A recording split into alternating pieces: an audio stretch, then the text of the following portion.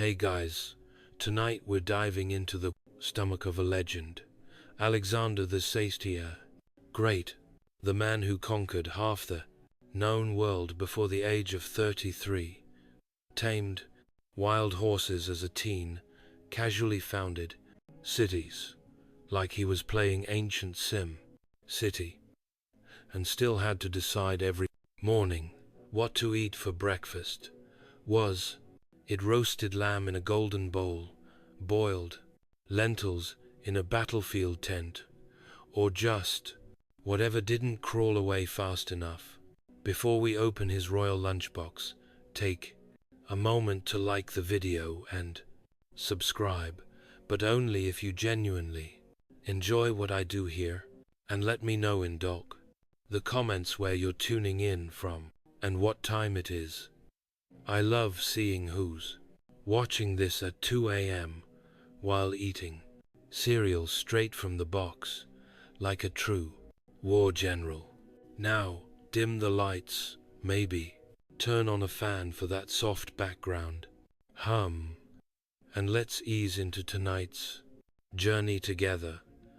Before he was Alexander the Great, he was Alexander. Eat your porridge.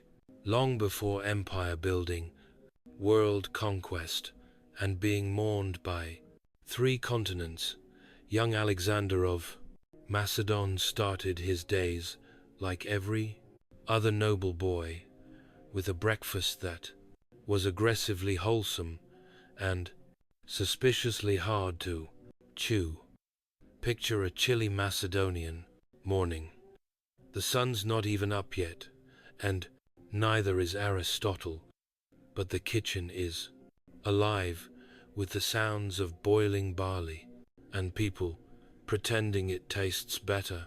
Today, breakfast for young Alexander likely consisted of boiled barley grell, which is just a polite way of saying hot, slightly salty mush.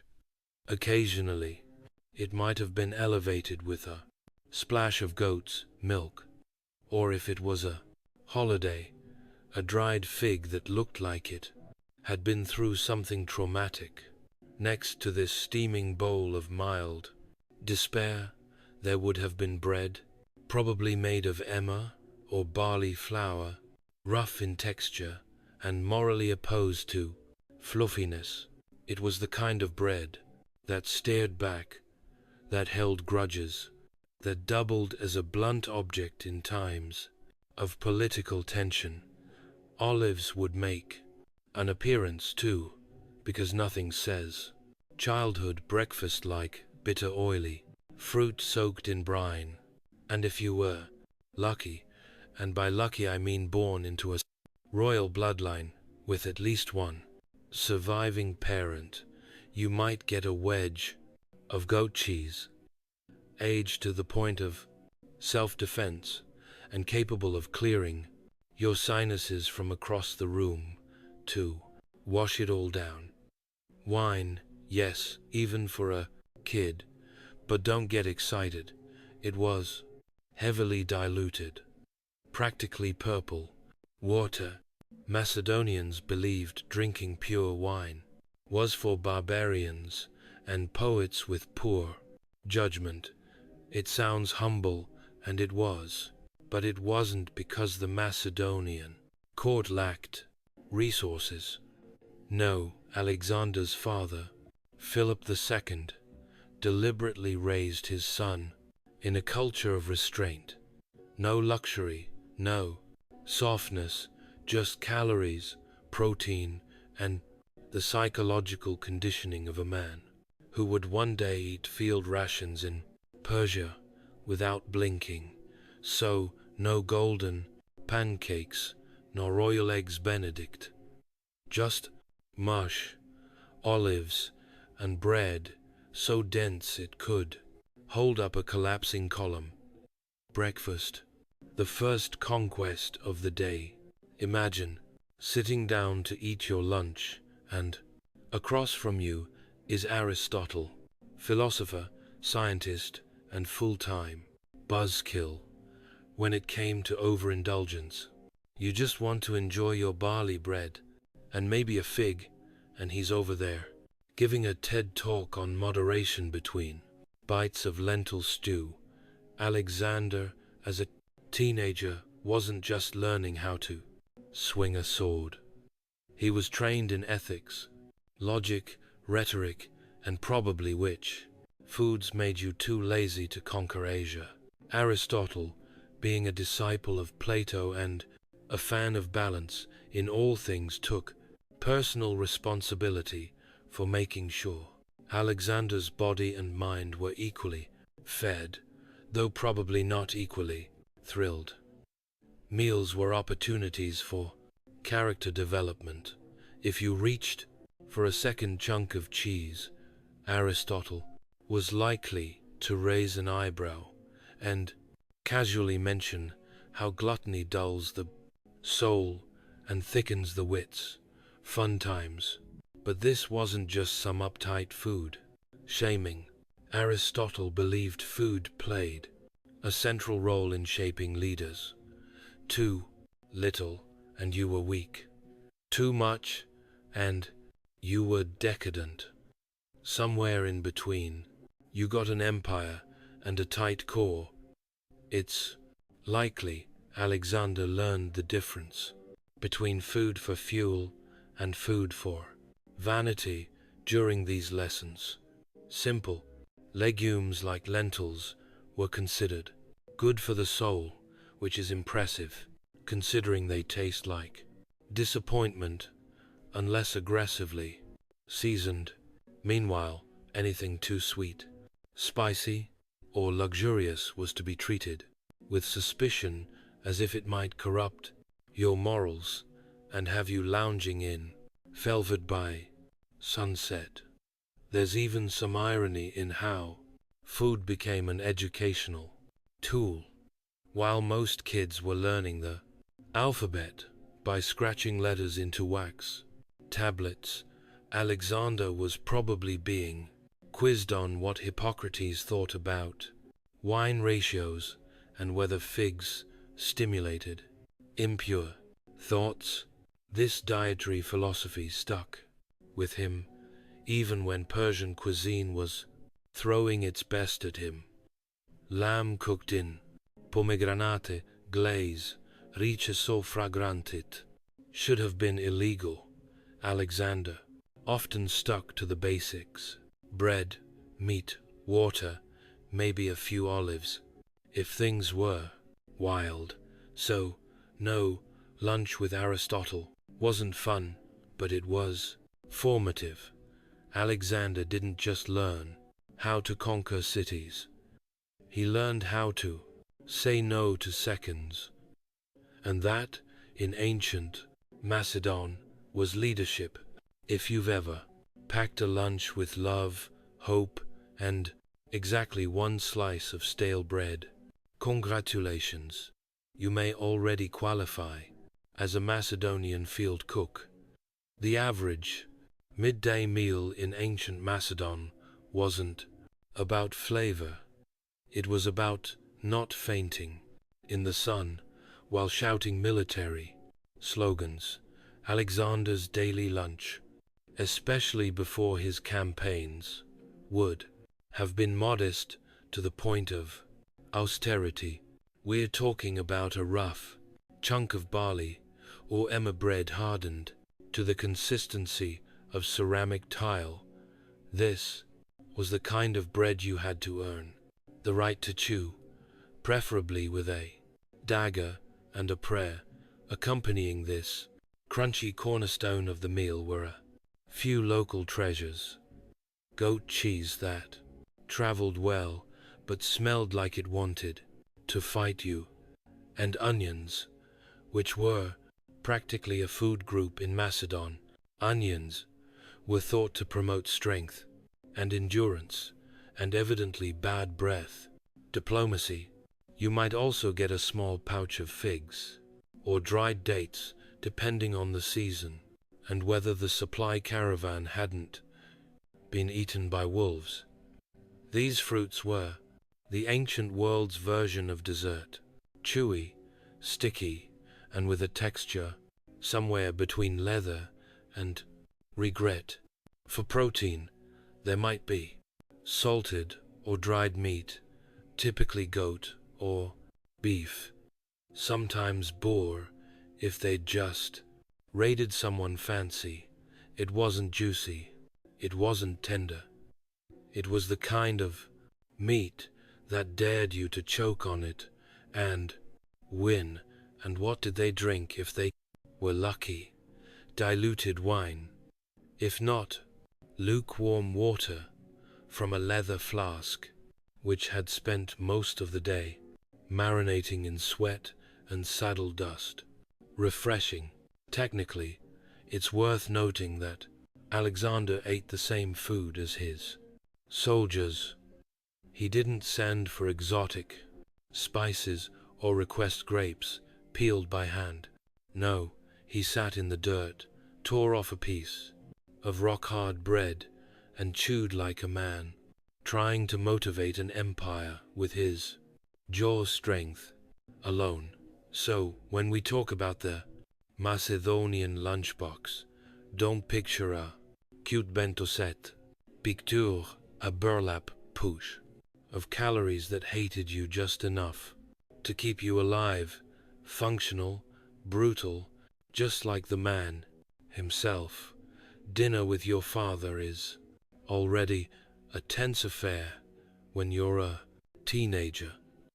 Now imagine your father as King Philip II of Macedon, a man who juggled diplomacy, warfare, and at least 7 wives, like it was a competitive sport. Welcome to mealtime at the royal table, where the food was warm and the conversations could lead to exile. Philip's dinners were likely grand by Macedonian standards, but still a far cry from Roman-style gluttony. Thick roasted meats, stews thick with lentils, boiled grains, and a jug of a grains wine that had seen things. The man was famously fond of his drink. Historical sources politely call him heavy drinking. That's ancient biographer. Speak for your dad's drunk again. Alexander, on the other hand, often abstained or drank sparingly, not because he didn't like wine, but because Philip had a habit of mixing politics with Pinot and young Alexander was already strategizing around him like a mini-general. Nothing spoils your appetite like watching your dad negotiate a military alliance between bites of charred lamb and the Vogue conversation. Intense.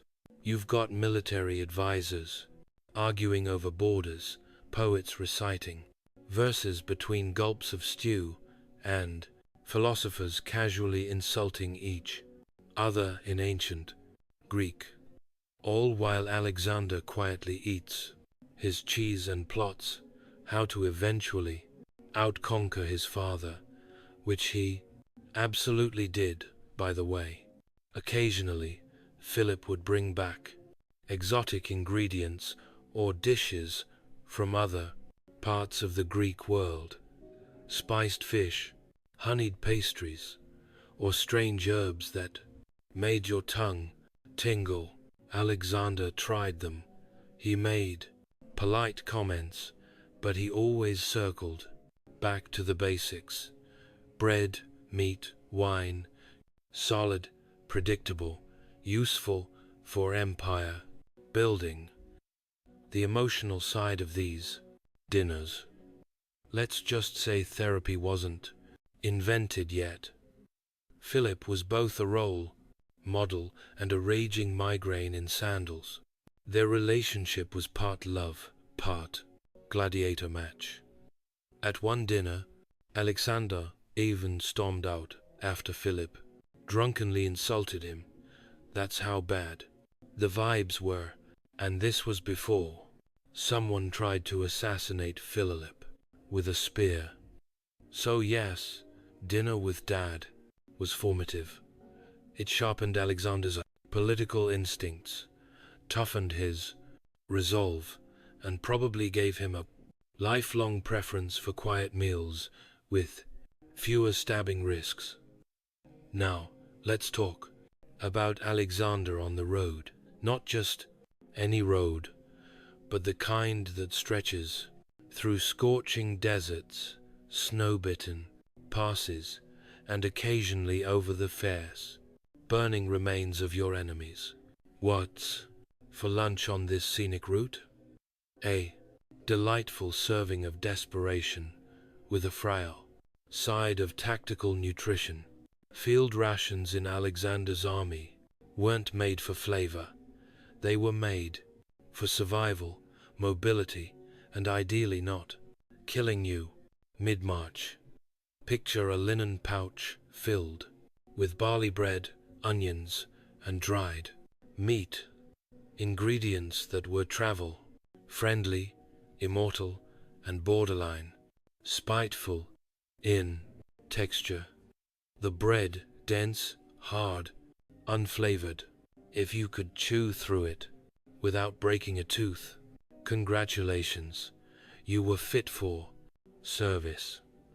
These loaves doubled as utensils, shields, and in extreme cases, emotional support objects.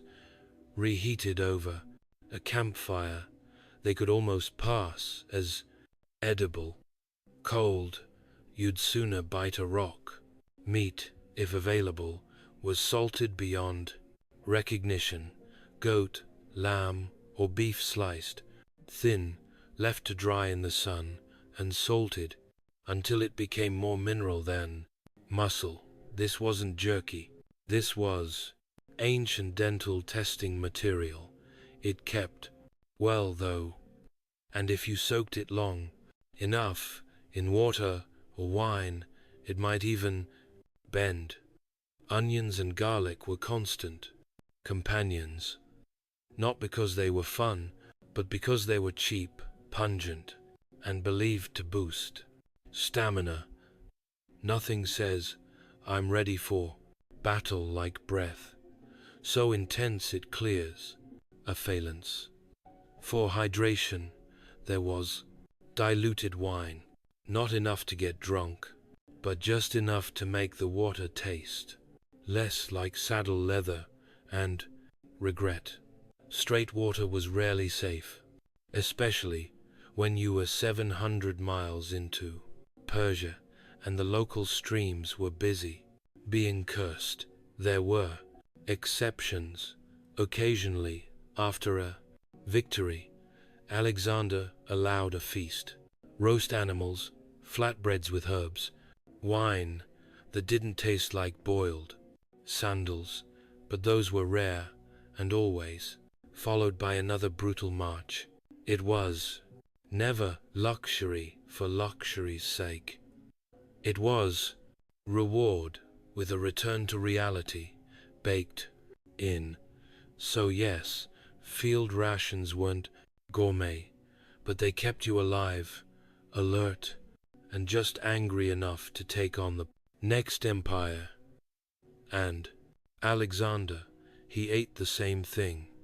Not because he had to, but because he believed no man deserved better food than his army. Picture this. You've been marching for days through blistering heat. Your sandals are basically leather regrets, and your throat feels like it's been personally cursed by the sun god, Helios. Suddenly, a soldier finds a meager puddle, not a spring, not a stream, just a muddy, probably frog, adjacent puddle, and scoops the water into his helmet. Now, here comes the historical part. That soldier offers it to Alexander, the king of kings, slayer of Persian armies, conqueror of worlds, and he just looks at the water, thanks the bride, man, and then pours it onto the ground in front of everyone. It's one of the most iconic and dramatically parched moments of Alexander's life, not because of what he drank, but because of what he didn't. But let's pause. Why a helmet? Because in the ancient world, cookware was optional, but helmets were standard. It was your drinking cup, your bowl, your head shield, your emergency chamber, pot, multifunctional, efficient, slightly unsanitary. Alexander's gesture wasn't about hydration. It was performance art with morale as the target. If he, the most powerful man alive, wasn't going to drink until everyone had water, then you, the foot soldier with sunburn and trench foot, could hold out too. Was the water safe? Probably not.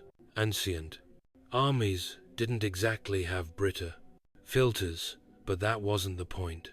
In one smooth motion, Alexander turned dehydration into team building. It's like a corporate trustful, but dustier and with more sandals. And the legend stuck. Writers like Arrian and Plutarch couldn't get enough of it, because here was a man who didn't just lead by strategy. He led by staged suffering. He was hungry when they were. He walked when they did, and when the only water available looked like it came from a donkey hoof print, he still refused to drink before his men. It's honestly genius. Anyone can share a feast, but not drinking with someone, that's emotional warfare. So the next time you sip bottled water and complain that it's not cold, remember, Alexander once looked at a helmet of lukewarm frog soup and said, "No thanks, I'll wait," and his army loved him for it. Conquering an empire has its perks. One of them, food upgrades. When Alexander marched into Persia, he wasn't just greeted by trembling nobles and abandoned palaces. He was greeted by banquets so rich they made Macedonian bread look like gravel in a napkin. Persian cuisine didn't mess around. These were the people who gave the world rice, pilaf, saffron, stewed, lamb with pomegranate reduction, and about 47 types of sweet that all sounded vaguely like honey brick. Their royal banquets were architectural, gold dishes, crystal pitchers, exotic fruits, stacked like pyramids, and enough roasted meats to spook a small forest. And then there's Alexander, king of khaki porridge and philosophical restraint, walking into this culinary fever dream. It was like putting a Spartan in a Whole Foods. Did he indulge? Sometimes. He wasn't made of stone. Sources say he did try the maans, saffron rice, the date-filled pastries, and the wine so strong it needed its own map. But overall, he kept his diet surprisingly modest. He still preferred bread, meat, and water over any jeweled stew or gold-dusted fig. This wasn't just personal preference. It was a statement. To Alexander, overindulgence meant softness, and softness in his worldview led to losing empires. So, while Persian nobles reclined on silk cushions, biting into stuffed quail, Alexander was still chewing on his trusty barley biscuit, likely wishing it had a bit more existential resolve. He did, however, let his men enjoy the spoils. After years of dust and boiled goat, they deserved a night or 12 of gluttony. Roast lamb, grilled, fish, honey cakes, all served on dishes, so ornate they probably had their own inheritance plan. But Alexander, he stayed cautious. He'd seen what happened to leaders who let luxury dig in too deep. A soft belly made a poor shield on the battlefield. That said, he wasn't completely immune. A few Persian ingredients like rosewater and cinnamon reportedly made their way into his meals. Flavor, after all, was not treason. So yes, Persia sent a buffet, and Alexander sampled it. But in the end, he still dined like a man with deserts to cross, enemies to chase, and a deep distrust of anything that sparkled on a plate. Alexander never actually sat down to dinner with Darius III, but he definitely sat down to dinner because of him. After chasing the Persian king across Asia like the world's most determined food delivery guy, Alexander eventually inherited more than just his throne. He inherited his entire dining setup. We're talking about a royal kitchen operation on steroids.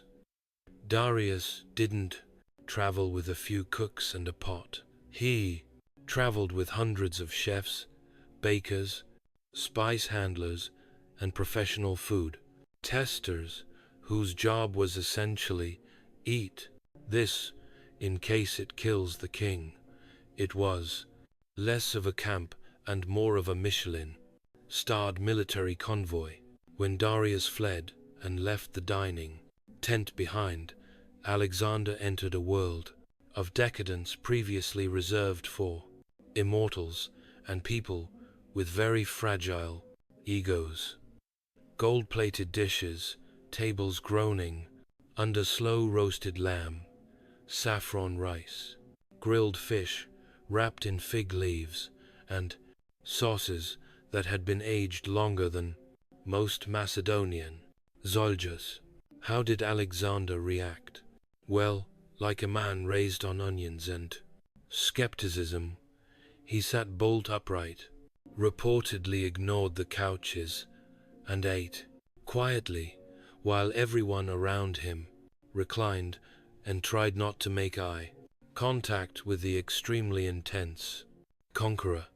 No slouching, no lounging, just chewing with purpose and possibly judgment. This wasn't rudeness, it was intentional signaling. Alexander wasn't about to get caught playing Persian prince cosplay. He wanted everyone, especially former Persian nobles, now awkwardly handing him their loyalty, to know he was still Macedonian, still disciplined, and still very capable of kicking over the table if things got too soft. But let's not pretend he didn't enjoy the variety. Sources mentioned that Alexander adopted some Persian dining customs, like multi-course meals and the occasional floral-scented wine. He wasn't above appreciating good food, he was just above needing it. So, no, he didn't dine with Darius in the cousin traditional sense, but he dined in Darius's seat with Darius's silverware, surrounded by Darius's terrified chefs, which in a way was even more satisfying. After all, revenge is a dish best served on a gold platter with a side of roasted goat and political domination. Alexander the Great was famous for a lot of things: tactical brilliance, unstoppable ambition, world domination before the age of 33. But tonight's menu, wine, so much wine, enough wine to make Dian Isis say, "Hey, maybe pace yourself." Despite his usual restraint, there were moments, rare, theatrical, and slightly tragic, when Alexander leaned fully into the goblet. The most infamous of these took place in Persia, when the conquering hero, surrounded by luxury and a lot of people who nodded too quickly, hosted a massive, flamingly indulgent banquet. What was served, likely, an overwhelming spread of Persian delicacies, roasted lamb, rice pilafs, spiced fruits, date syrups, and wine, poured like it owed someone money. There were toasts, long ones, emotional ones, possibly ones that involved dramatic recitations of Homer and crying about Achilles. Then came the incident. After many rounds of increasingly blurry diplomacy, Alexander, reportedly sloshed but still regal, decided to burn down the royal palace at Pepilolis. Why? Historians still argue. Some say it was symbolic, others say it was revenge. A few suspect it was a drunk dare egged on by his equally plastered companions. You know how it goes. A little too much fermented grape juice, and suddenly you're torching a world wonder. Alexander woke up with the ancient equivalent of a hangover and a slightly charred empire. It may be the first recorded moment of post-wine regret in military history. This wasn't an isolated case of tipsy leadership. Other stories mention fights breaking out after banquets, including one tragic evening when Alexander, in a drunken rage, killed his close friend, Cletus, the same man who had once saved his life in battle. That particular night ended with vomiting, tears, and a crisis of existential proportions. Just your average Friday in Babylon. The takeaway: for a man so obsessed with control, alcohol was his one blind spot, and the more success he had, the harder it was to keep the wine and the yes-men from overflowing. So yes, Alexander drank, occasionally too much. And when he did, he wasn't a king or a god. He was just a very drunk man with a very bad sense of scale and unfortunately access to torches. Marching into India was not just a geopolitical maneuver. It was a culinary curveball for Alexander and his exhausted flatbread-fed troops. They had crossed scorching deserts, trudged through freezing mountain passes, and now here they were, face to face with spices they couldn't pronounce and animals that looked like siege towers with tusks. Food-wise, India was a revelation. This was a land of lentils, rice, ginger, turmeric, tamarind, and enough chili, adjacent heat, to turn a Macedonian soldier's helmet into a steam. Its room, ancient sources, albeit vague and vaguely dazzled, describe how the army encountered entirely new flavors, curries, fragrant stews, and vegetables that weren't just boiled until emotional. Alexander reportedly welcomed it. Despite his taste for simplicity, he was curious, adaptable, and just self-aware enough to know that you don't insult local cuisine while you're still technically invading. He tried their food. He respected their traditions. He did not, however, learn to cook. That remained strictly someone else's problem. His men, on the other hand, did not adjust as gracefully. Macedonian soldiers were built for meat, bread, and grumpiness. Spiced lentils and strange fruits were met with suspicion, or in some cases, public complaint loud enough to scare the elephants.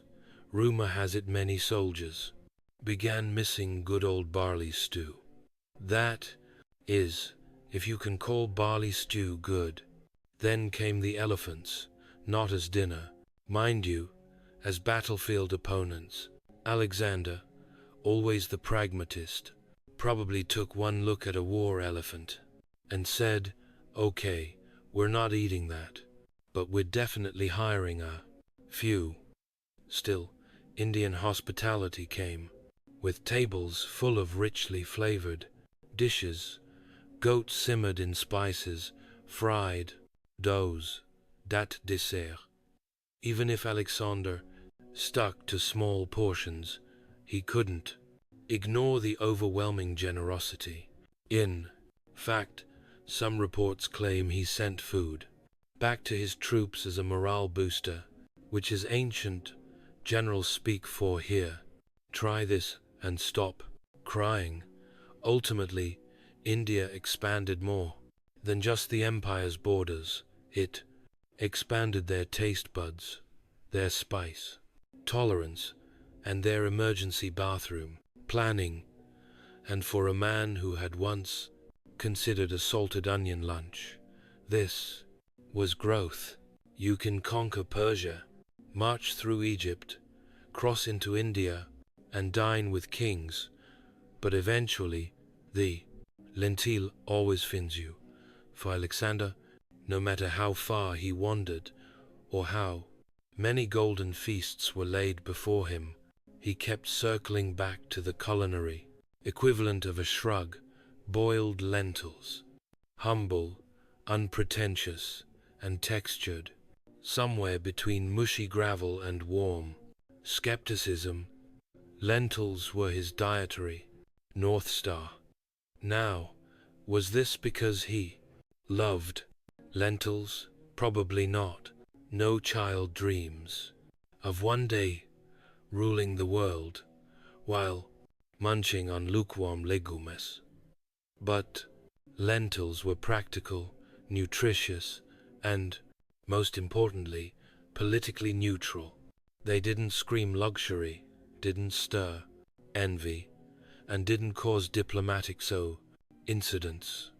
They were just there like sandals, or your most loyal but boring advisor in a world of exotic foods and dangerous banquets. Lentils were safe. They didn't come from suspicious sources. They didn't require translation. And they certainly didn't lead to palace arson. See Wine, Chapter 9.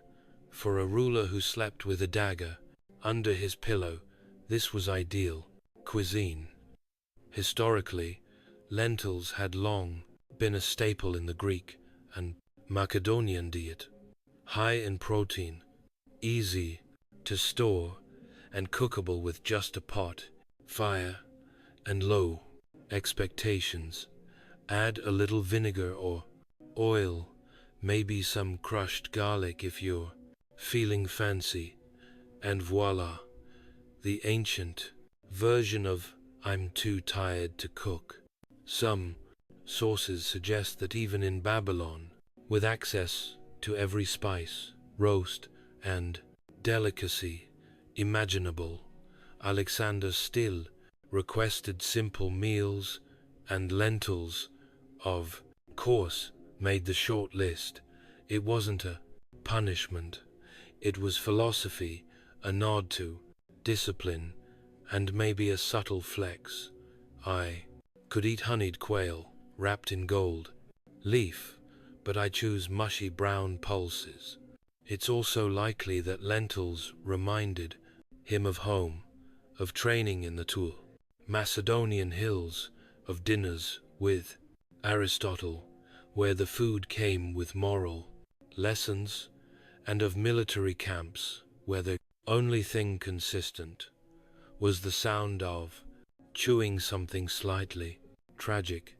So yes, the lentil returned, not with a fanfare, but with a quiet plop into a wooden bowl, and Alexander, emperor of half the known world, picked up his spoon and ate, because even greatness needs fiber.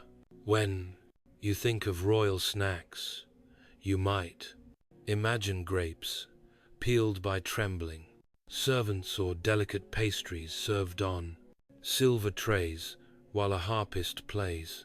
Something emotionally complex in the emotionally background. But for Alexander the Great, snacking wasn't quite so cinematic. Most of the time, snacks were consumed while riding horseback, overseeing a siege, or casually redrawing the boundaries of the tumbless known world. So convenience was key.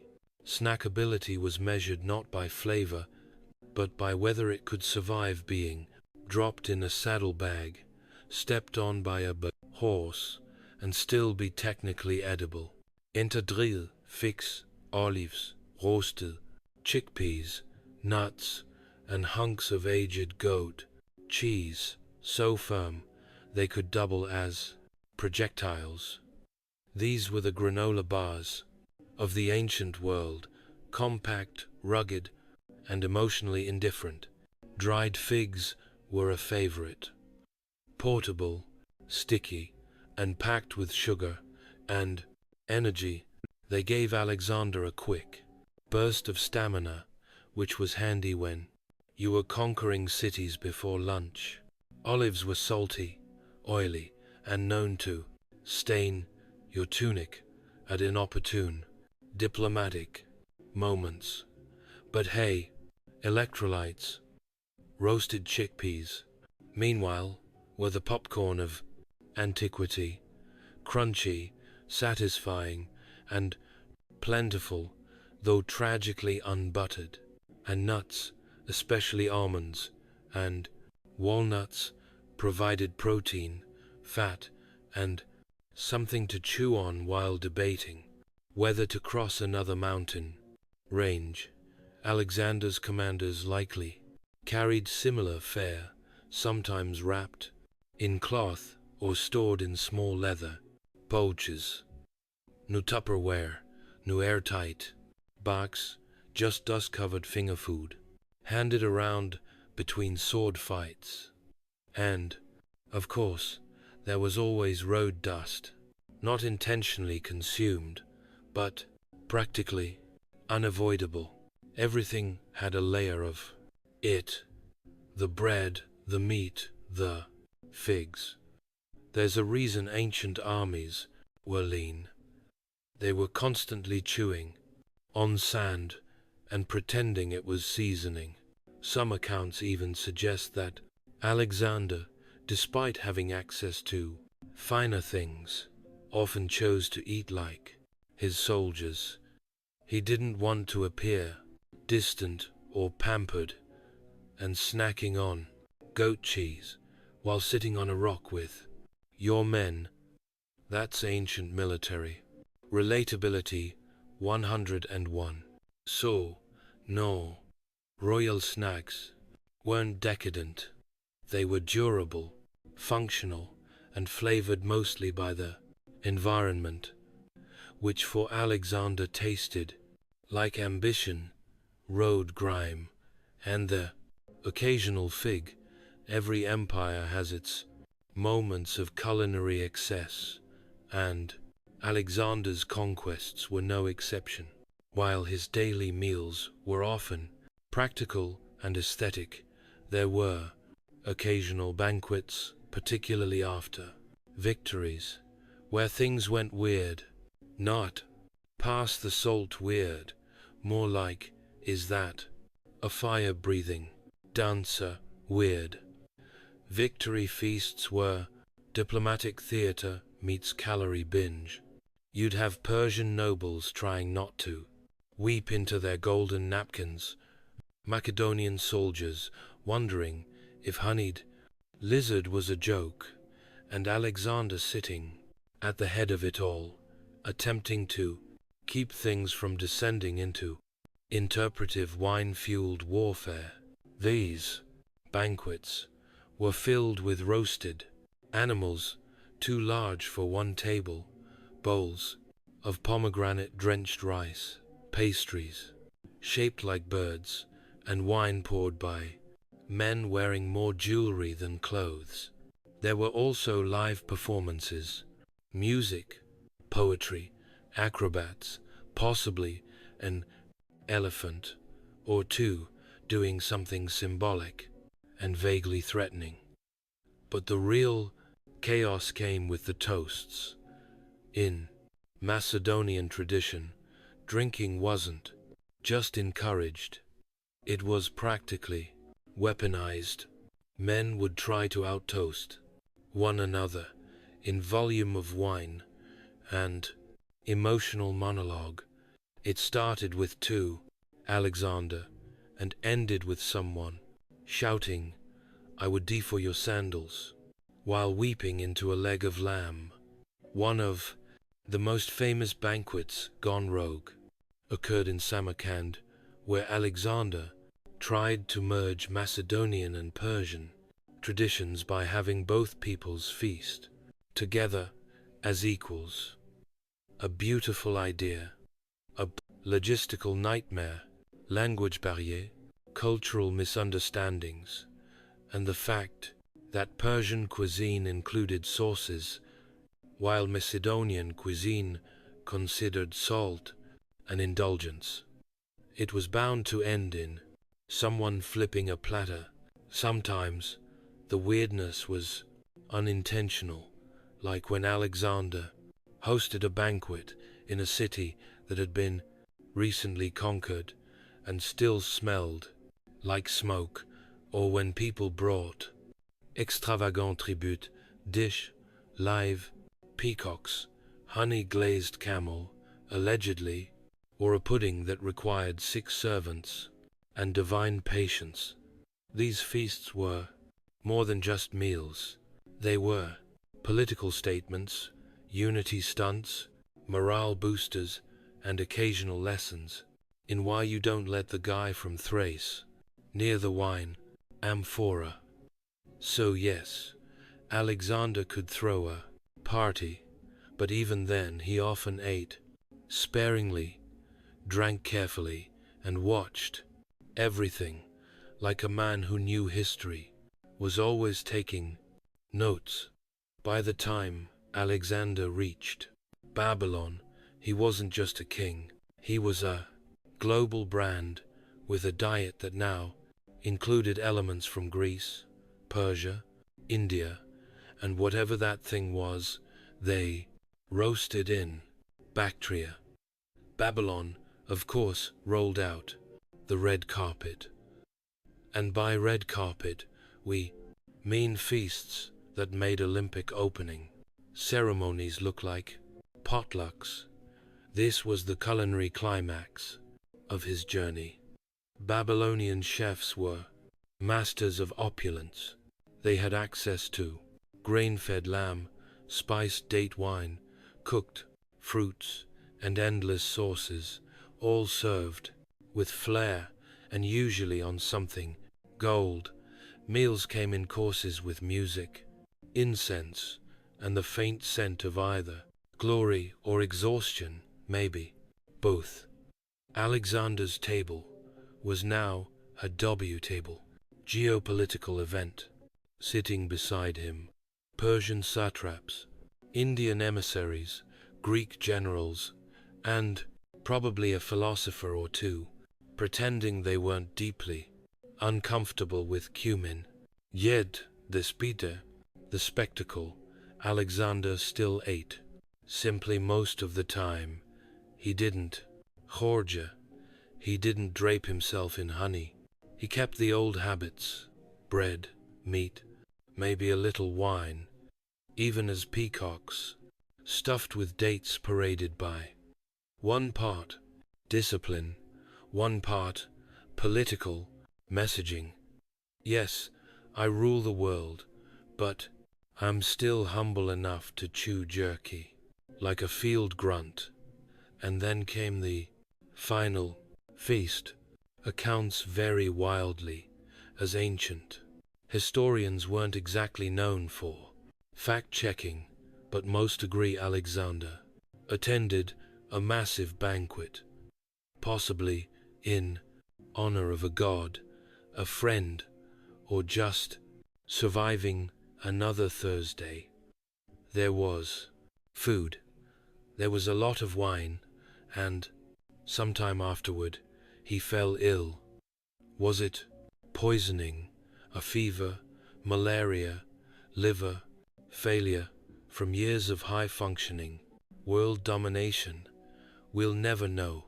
What we do know is that for 11 days Alexander lay bedridden, unable to speak, eat, or rise. The man who'd consumed continents could barely sip water. There's no detailed record of his last meal. It probably wasn't grand. It might have been a cup of wine or just a damp cloth on his lips. In the end, the conqueror of empires went the way of all mortals, quietly, humbly, and possibly hungry. So ended the feasting. So ended the man. And in Babylon, the banquet tables were cleared, and history took its seat. Let's imagine just for a moment that Alexander the Great wandered into the modern world, dusty cape, sword at his side, a little confused by escalators, and found himself standing in line at a food court. What would he order? Let's be clear, Alexander wasn't a man for fluff. He didn't suffer indecision, and he certainly didn't believe in build your own bowl. He'd scan the options: fusion tacos, rainbow, smoothies, deep-fried everything, and likely settle on something simple, portable, and protein-packed. He'd skip the sugar-crusted trend foods and probably head straight for a lamb gyro, nodding approvingly at the roast meat spinning like a mini war chariot. Barley-based energy bars, familiar territory. Lentil soup, our nostalgic favorite. Grilled onions, yes, but only if the smell reminded him of conquest and poor impulse control. Fast food would puzzle him, but military efficiency might win to him over. The idea of food being ready in under 2 minutes would have felt like witchcraft in Macedon, though he'd probably want to inspect the kitchen and possibly conquer it. If forced to deal with a modern menu, he'd have questions. Why is this called a Caesar salad? Was he not stabbed in the pasta forum? Why is this chicken general so? What army did he command? And upon tasting a milkshake, this is delightful. What animal did you milk to get sugar? Health-wise, he'd probably thrive. His original diet, light on carbs, heavy on walking 20 m before breakfast, was already influencer approved. Paleo, he basically invented it. Keto, that's just campaign season. Yet, even with all this novelty, it's likely Alexander would still crave simplicity. A flatbread, some roasted meat, a cup of wine, mixed, of course, because he wasn't a barbarian. No glittery cupcakes, no avocado toast, definitely no food served in a mason jar. Why? Because Alexander wasn't just a man of appetite. He was a man of purpose. Food was fuel, a tool, occasionally a morale booster, but never the main event. So, if you ever find yourself debating what to order while feeling deeply indecisive, just ask yourself, would Alexander eat this, or would he annex it? And suddenly, that lentil wrap might not look so boring. After all, in the waning days of the ancient world, when the Mediterranean's greatest minds still gathered beneath colonnades and argued over the nature of the cosmos, a woman named Hypatia stood at the center of it all. Born around 360 CE, in the intellectual melting pot of Alexandria, she was not supposed to lead, not according to the customs of the time. Yet there she was, not just participating in philosophy and science, but excelling in them. Her father Theon was a respected mathematician and philosopher associated with the great Museum of Alexandria, a center of learning that still echoed the fading legacy of the once mighty library. But while most fathers taught their sons to read and ride, Theon went all in on his daughter. He trained Hypatia in arithmetic, geometry, astronomy, and Platonic philosophy. She didn't just memorize theories. She questioned them, debated them, and taught them. By the time she reached adulthood, Hypatia had outpaced her father in both intellect and influence. Her lectures drew students from across the empire, pagans, Christians, skeptics, and zealots alike. She taught openly in the streets and lecture halls, wrapped in her philosopher's cloak, commanding attention not with authority, but with clarity. She explained celestial motion, conic sections, and the properties of numbers with such brilliance that people described her as nearly divine. And this was not some cloistered scholar hidden in dusty rooms. Hypatia moved freely through the male-dominated world of late Roman Egypt, offering counsel to city officials and even Roman governors. She embodied the old world, the classical world, one that was slipping fast beneath the tides of religious transformation and imperial instability. But Alexandria was no longer just a city of books. It was also a battleground of faiths, Christianity rising, paganism waning, and politics becoming more dangerous than any equation. Hypatia's fame, her independence, and her status as a symbol of rational classical thought began to stir envy and resentment among those who preferred revelation over reason. Still, in those early years, she was untouchable. Hypatia was the final light of a fading era, a woman revered not because she fit into the world of men, but because she rose far above it.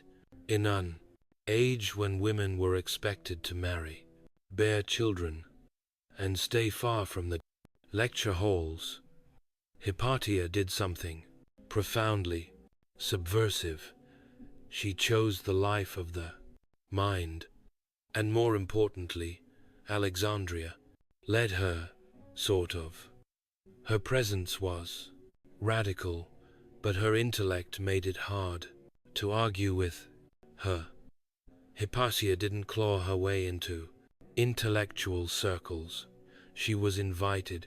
Her mastery of mathematics and astronomy placed her at the forefront of Neoplatonism, a philosophical movement, blending the teachings of Plato with elements of mysticism. Think lofty ideas about the minder's soul's journey, the nature of ultimate reality, and the ladder between the material and divine, all delivered with geometric precision. Hypatia's lectures weren't just academic snooze fests, either. Her reputation was magnetic. Students came, not just from Alexandria, but from all corners of the empire, eager to sit at her feet. Many of them were upper class Roman men who paradoxically learned about logic and discipline from a woman whom their own societies would have silenced. She taught publicly, not in secret. She rode through the city in her philosopher's cloak, commanding attention in forums and amphitheaters, often giving speeches in front of mixed crowds. It wasn't just her knowledge that captivated, it was her character. Hypatia was famously aesthetic, uninterested in wealth or pleasure. She remained unmarried, perhaps deliberately, to maintain her independence and philosophical purity. According to one story, likely apocryphal but still telling, when a student tried to pursue her romantically, she shut him down by flinging a bloody menstrual rag at him and declaring, "This is what you love, young man, not beauty." Point taken. Yet, despite her stoicism, she wasn't cold. Many of her students adored her, not just as a teacher, but as a moral guide. Some went on to become bishops, judges, and governors. In particular, Caius of Serene, one of her most devoted students, later became a Christian bishop, yet maintained his reverence for Hypatia for life, writing letters to her that read like a combination of fan, mail, philosophical inquiry, and spiritual therapy. She wasn't just a scholar.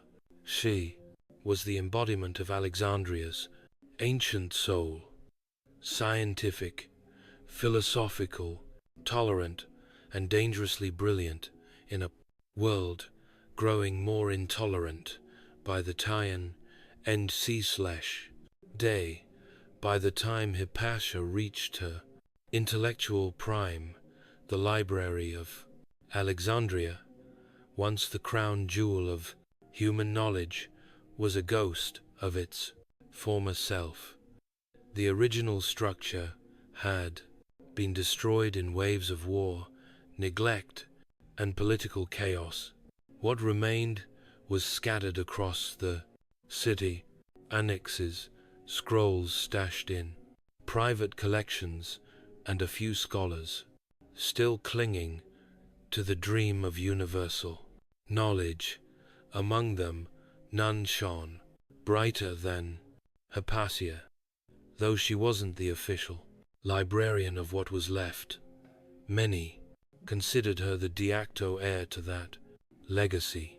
She edited and preserved important mathematical texts, most notably works by Damanhur and Apollonius. Some scholars believe she even contributed to the design of the astrolabe and the hydrometer, tools crucial to astronomy and measurement. That's right, she wasn't just theorizing about the stars. She was helping build the instruments used to observe them. And then there was her commentary on Ptolemy's Almast, a complex astronomical treatise filled with math-heavy models explaining planetary motion. Most people couldn't even pronounce it, let alone improve it. But Hypatia's revisions made the work more accessible for future generations, ensuring its survival through the ages. Ironically, her edits would become standard in Arabic translations centuries later, long after the Roman world had forgotten her name. But Hypatia wasn't hoarding knowledge. She believed in sharing it relentlessly. Her classroom was wherever she stood, whether diagramming parabas or deconstructing Plato's forms. She never treated science and philosophy as separate domains. To her, they were united, the mind and the cosmos, one vast interconnected system. This belief made her revered, but also vulnerable, because Alexandria was changing. Christian bishops were gaining power, temples were being converted into churches, and suspicion of pagan knowledge was growing. Hypatia, a philosopher rooted in classical tradition, began to be seen not just as a teacher, but as a threat. A woman who taught astronomy instead of theology, who questioned rather than obeyed, who remained publicly unaffiliated with any religion. It didn't matter that some of her students were Christians, or that she showed no open hostility to the church. What mattered was the symbolism. Hypatia represented the old world, one of reason and inquiry, and in a city that was turning toward dogma that was more dangerous than any scroll. By the early 5th century, Alexandria was no longer the serene cradle of learning it once aspired to be. It was a pressure cooker of religious fury, political rivalries, and street-level violence. Hypatia, whether she liked it or not, had become more than just a philosopher. She was now a symbol, and symbols tend to attract mobs. The tension in the city was palpable. On one side stood the pagan and intellectual elite, still clinging to the remnants of Greco-Roman culture. On the other, the rising tide of Christianity, no longer a persecuted faith, but now an assertive, politically dominant force. And in the middle were Roman administrators trying to hold the peace with all the effectiveness of a man trying to mop the ocean. The newly appointed Christian Bishop of Alexandria, Cyril, was ambitious, influential, and eager to cement the church's authority over the city. His rival was Orestes, the Roman governor, a Christian himself, but politically cautious and somewhat more tolerant of Alexandria's traditional pluralism. The two men loathed each other, and in that boiling cauldron of hostility, Hypatia unintentionally became a lightning rod. She had the cinders respect of Orestes, often serving as a trusted advisor, but she remained staunchly neutral in religion, refusing to convert, refused to take sides, and refusing to disappear. That in a time when neutrality was seen as betrayal was a problem.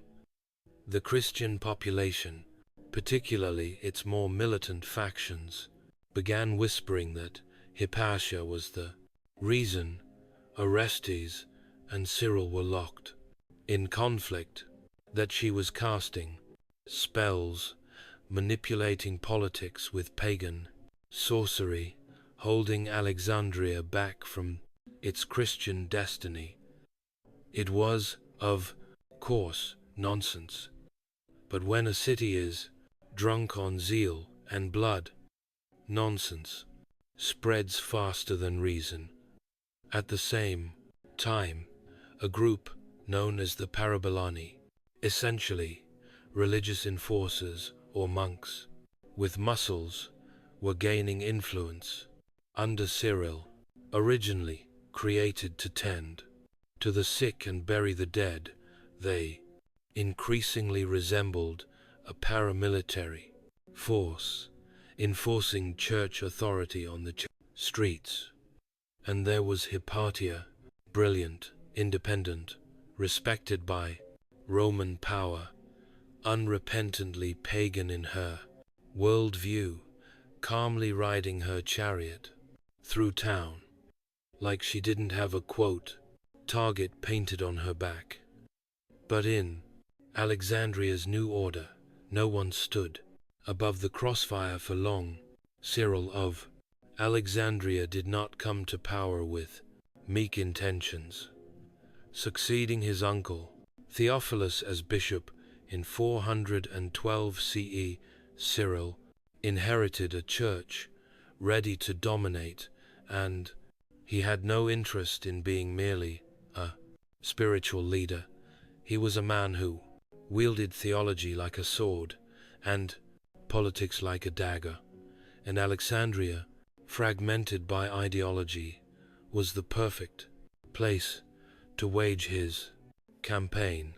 Cyril's mission was twofold: to root out heresy and to assert the supremacy of the church over civil authority.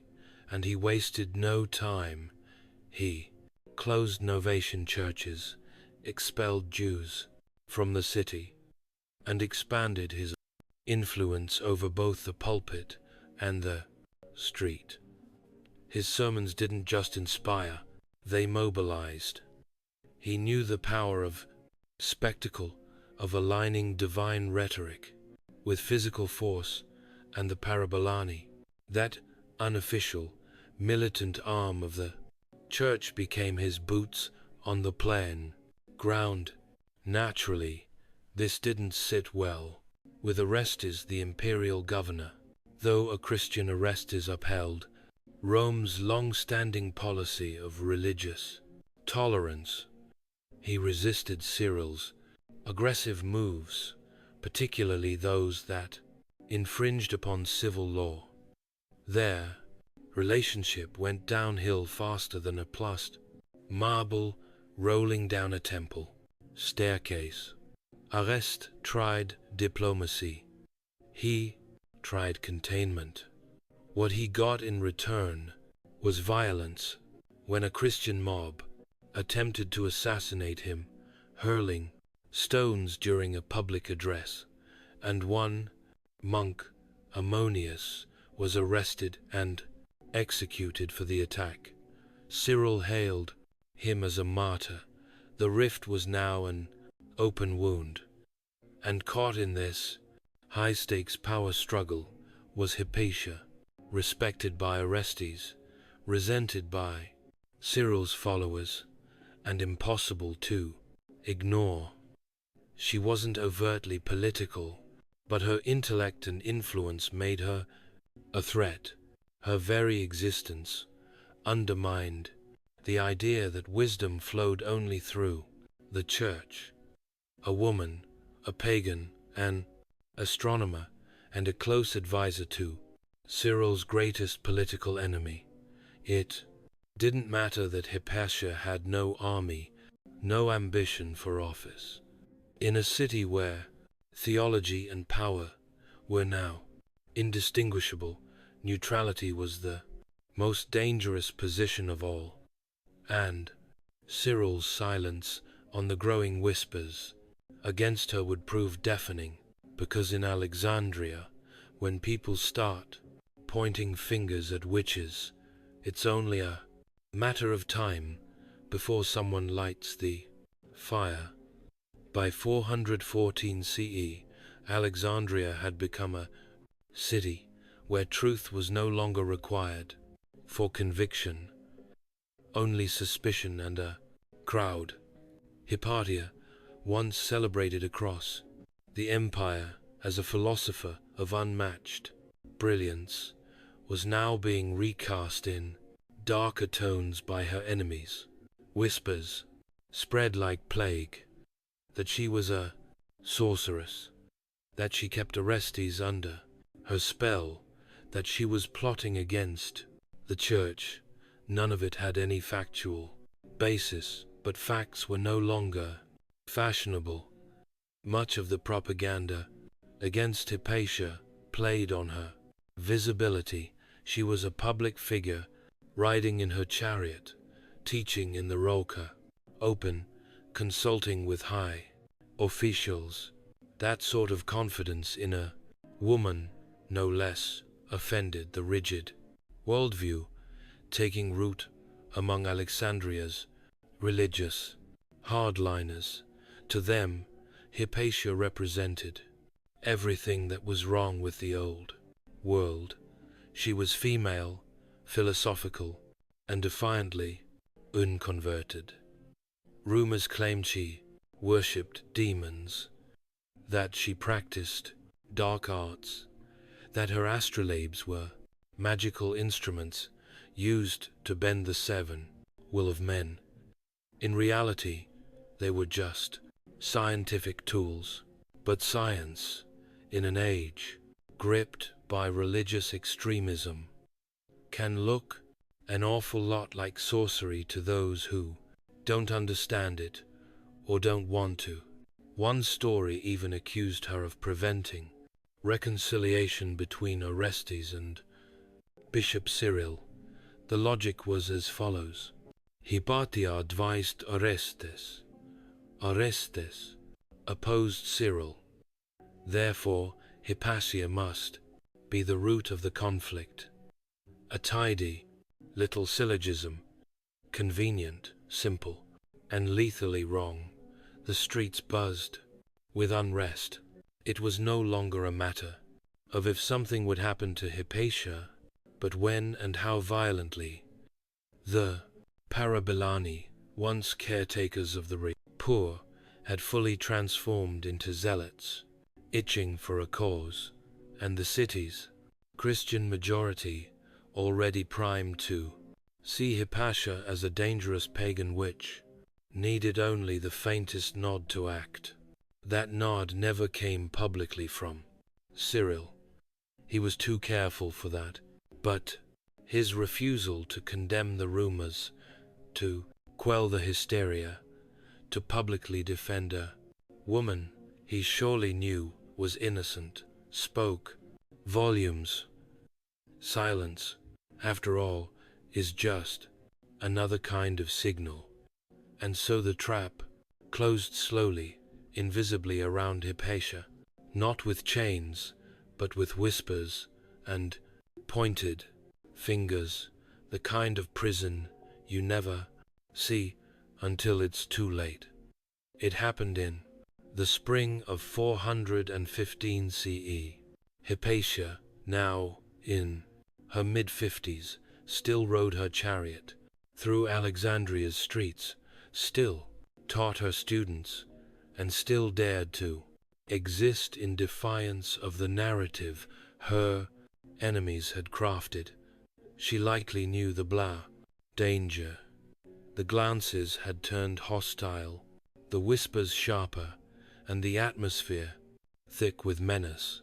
But she carried on, a living rebuke to fanaticism.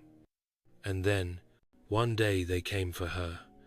It wasn't an explosion, organized trial, or an official execution.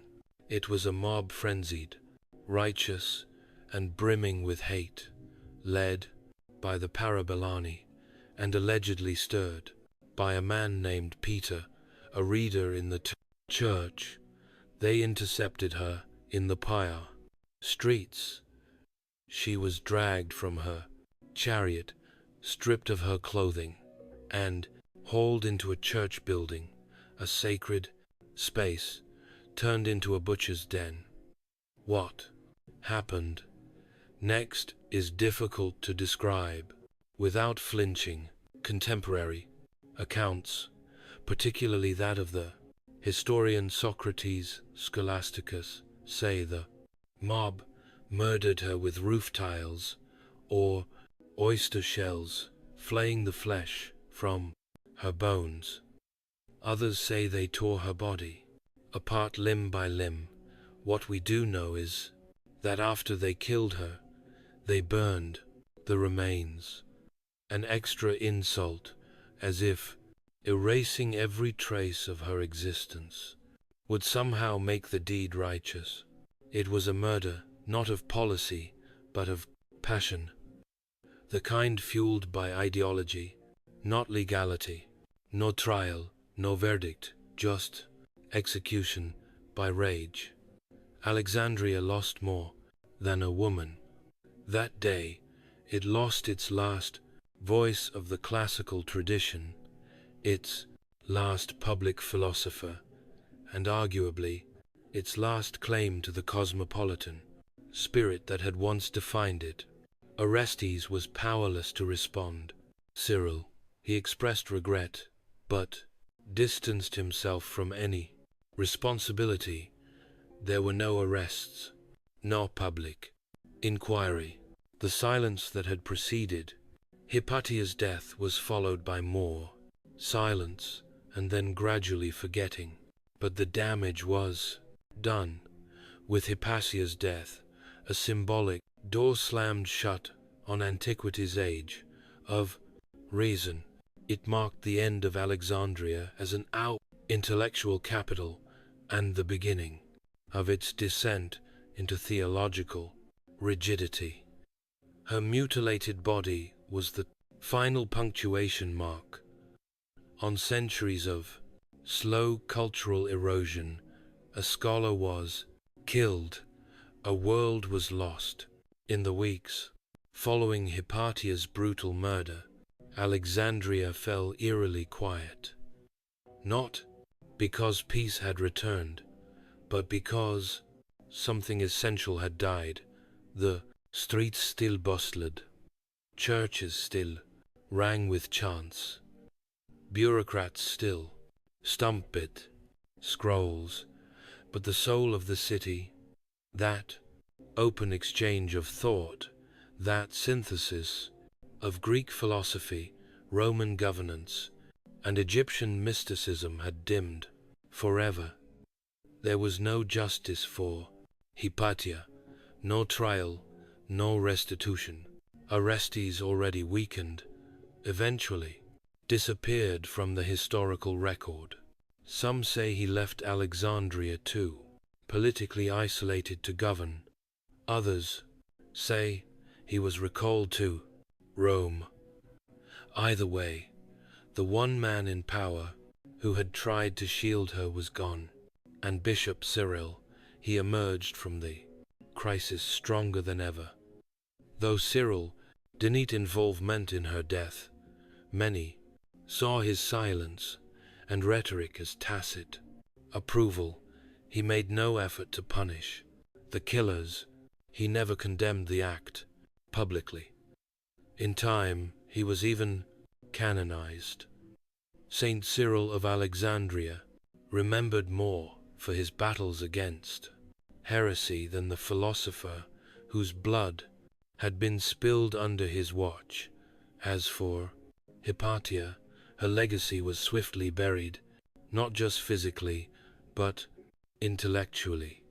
Her name was scrubbed from many records. Her writings were lost, her teachings attributed to others, her contributions to mathematics and astronomy scattered across history, with faint traces of authorship in the blink of a historical eye. One of the most brilliant minds of late antiquity was turned into a whisper, but whispers linger. Centuries later, Hypatia's story began to resurface, first in the writings of Renaissance humanists who saw in her a martyr for reason, then in Enlightenment salons, where she became a presence, symbol of intellectual freedom, suppressed by dogma. By the 19th and 20th centuries, she was elevated once again, the woman philosopher, the last guardian of Alexandria's ancient wisdom, a tragic figure whose death marked the twilight of classical civilization.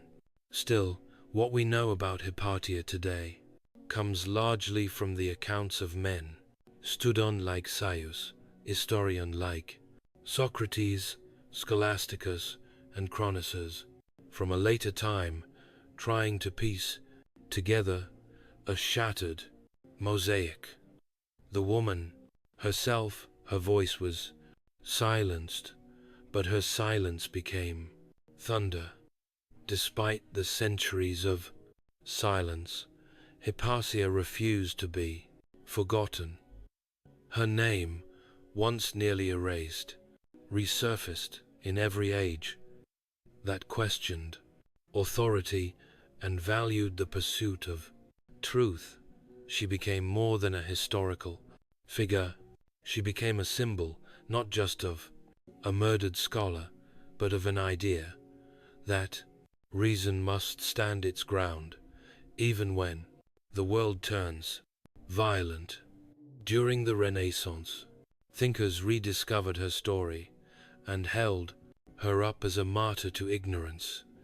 In the five Enlightenment, philosophers and skeptics pointed to Hypatia as proof of what happens when religion crushes inquiry.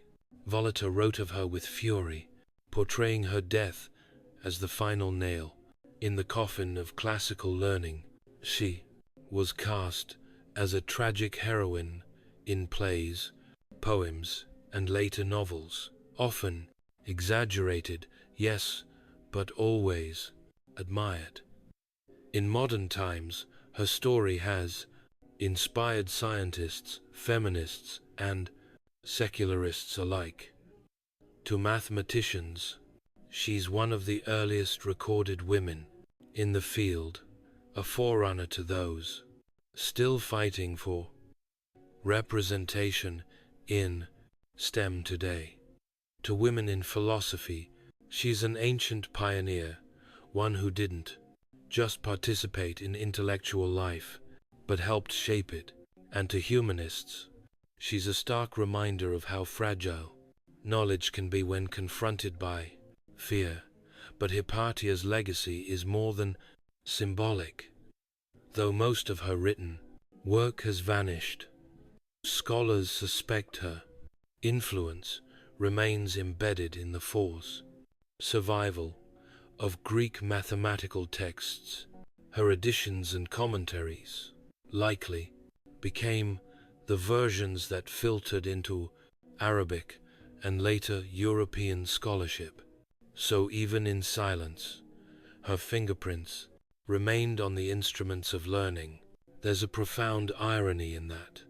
The mob that tore her apart sought to destroy not just the woman, but everything she stood for. And yet, Hypatia endured, not in temples or churches, but in the minds of generations who refused to let her name vanish. Today, statues bear her likeness, schools carry her name, and thinkers from all walks of life invoke her memory when the world begins to slip into ignorance. She stands not just as the last light of Alexandria, but as a challenge to each of us to speak clearly, think boldly, and never cower before the mob, because truth, like Hypatia, may bleed, but it does not break. Beneath a quiet stretch of the Italian Alps, just 30 m from Turin, lies a secret that defies belief. It's not marked on any old map, nor advertised to tourists. There are no Roman ruins, no medieval cathedrals. Instead, concealed beneath the mountain village of Vidraco is an immense hand-carved underground complex, a labyrinth of sacred chambers known as the temples of humankind. And for nearly 2 decades, no one outside a small spiritual community even knew they were there. This isn't some minor cave with a few fresco. The temples stretch across 5 levels connected by passageways, spiral staircases, and domes that could rival the architecture of great cathedrals. They are covered in sacred art, mosaics, stained glass, cosmic symbology, and golden altars, all chiseled, painted, and installed by hand. It's as if someone tried to recreate the Serene chapel underground, then added Egyptian hieroglyphs, Buddhist mandalas, Mayan glyphs, and galactic maps for good measure. And who built it? Not the Vatican, not an esoteric order with centuries of tradition. No, it was a relatively unknown spiritual collective calling, themselves Damanhur, named after the ancient Egyptian city, believed to be the Rav Islashan, center of Horus worship.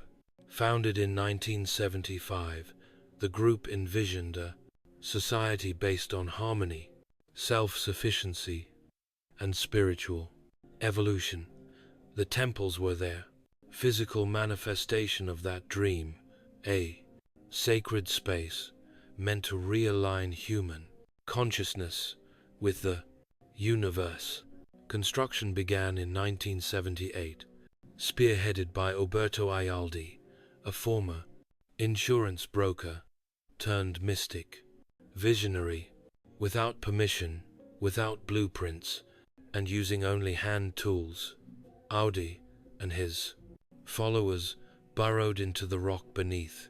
A private house, they worked at night, used removed soil to landscape the hills, and told no one.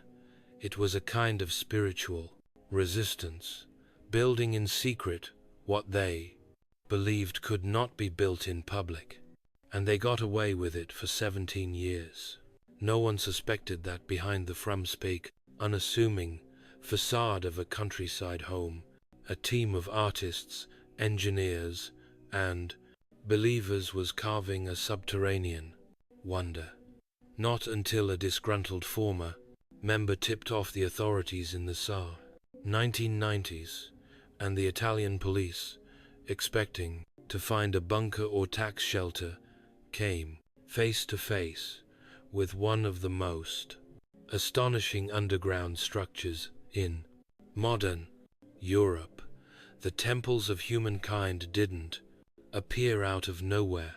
They were the result of a grand, highly unconventional vision born in the mind of a man named Alberto Iraudi, later known to his followers as Falco. In the 1970s, Iraudi wasn't yet a spiritual guru. He worked a fairly ordinary job as an insurance agent in northern Italy. But beneath the surface, he was obsessed with metaphysics, reincarnation, ancient civilizations, and what he called the memory of the far cosmos. IDI claimed that from a young age, he experienced vivid past life memories, not just vague impressions, but detailed visions of lives spent in lost civilizations, including Atlantis and ancient Egypt. He believed these memories weren't fantasies, but blueprints. And one of those blueprints, he said, was for a temple, not metaphorical, but literal, a sanctuary for spiritual awakening, to be hidden underground and constructed by a community united in purpose. So in 1975, he gathered a small group of like-minded individuals in the Alpine foothills. They shared his dream of a self-sufficient, spiritually evolved society. The group took the name Damanhur, after the Egyptian city of the same name, believed to be the home of Horus worship and esoteric knowledge. Their mission wasn't to start a new religion, but to build a new kind of society, one that balanced science, art, ecology, and spirituality. Damanhur grew quietly. Members gave up their previous lives to join communal living in the Italian countryside. They practiced meditation, sacred dance, and a made-up language they believed enhanced communication on a subtle level. They developed their own currency. They studied ancient texts and claimed to communicate with trees. To outsiders, it all seemed charming at best, eccentric at worst. But to followers, they were laying the humiling groundwork for a cosmic rebirth. Beneath all of it, though, was the real secret. Construction had already begun. Iridi claimed he had seen the temple in visions and believed it was his destiny to build it. With picks, hammers, buckets, and unwavering conviction, Damanhurans began excavating, not knowing if they'd ever finish or if they'd be caught. They weren't just digging into stone, they were digging into belief itself, and shaping a sanctuary meant not for the present, but for a future they believed was coming. From the outside, the house at the top of the hill in Vidraco looked utterly ordinary. Just a modest alpine home perched quietly above the valley. But beneath its floors, behind a secret trap door hidden under a carpet, lay the mouth of an ever-growing tunnel.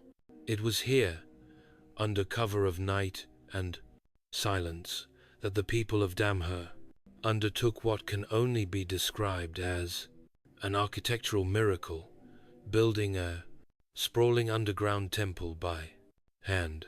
Construction began in Untitled. There were no cranes, no backhoe, no engineering teams in hard hats, just a handful of people with pickaxes, hammers, and lanterns. They tunneled into solid rock with basic tools, removing the debris bucket by bucket, often working through the night to avoid detection. The excavated earth was quietly distributed across the landscape, used to shape gardens and terraces, leaving no sign that anything was happening below. It was incredibly dangerous. The work wasn't sanctioned. There were no safety codes. A single mistake could have triggered a collapse and buried them alive.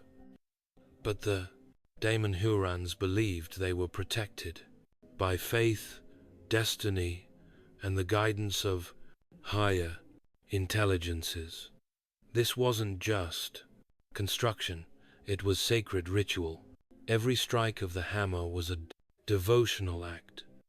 Ialdi or Falco claimed he had already seen the temple in a vision. Every room, every hall, every golden altar. His sketches guided the layout, domes representing different spiritual principles interconnected by passageways filled with art and light. Each chamber had a function: meditation, healing, energy, alignment. The architecture was driven by sacred geometry and esoteric symbolism, not modern utility. Even as more members joined the project, the secrecy held. Families passed down stories of their children growing up, playing above the temple floor, completely unaware of what was beneath their feet. Somehow, for nearly 15 years, Nuneba reported strange activities. No curious locals stumbled into the wrong doorway. No authority knocked at the door. By the early 1990s, they had carved out an underground space large enough to house several floors of elaborately decorated halls without a blank single outsider knowing. It was a feat of human persistence, madness, artistry, or perhaps all three. They weren't just building a temple, they were defying the modern world by proving something ancient could still be born hidden beneath it. For nearly 17 years, the temples of humankind remained one of the best-kept secrets in modern Europe. But, as with all secrets, this one eventually surfaced, not with a whisper, but with a bang. In 1992, a former Daemon member, bitter over a dispute with the leadership, decided to report the existence of the underground complex to the Italian authorities. He claimed there was an enormous, illegal structure buried beneath the Alps.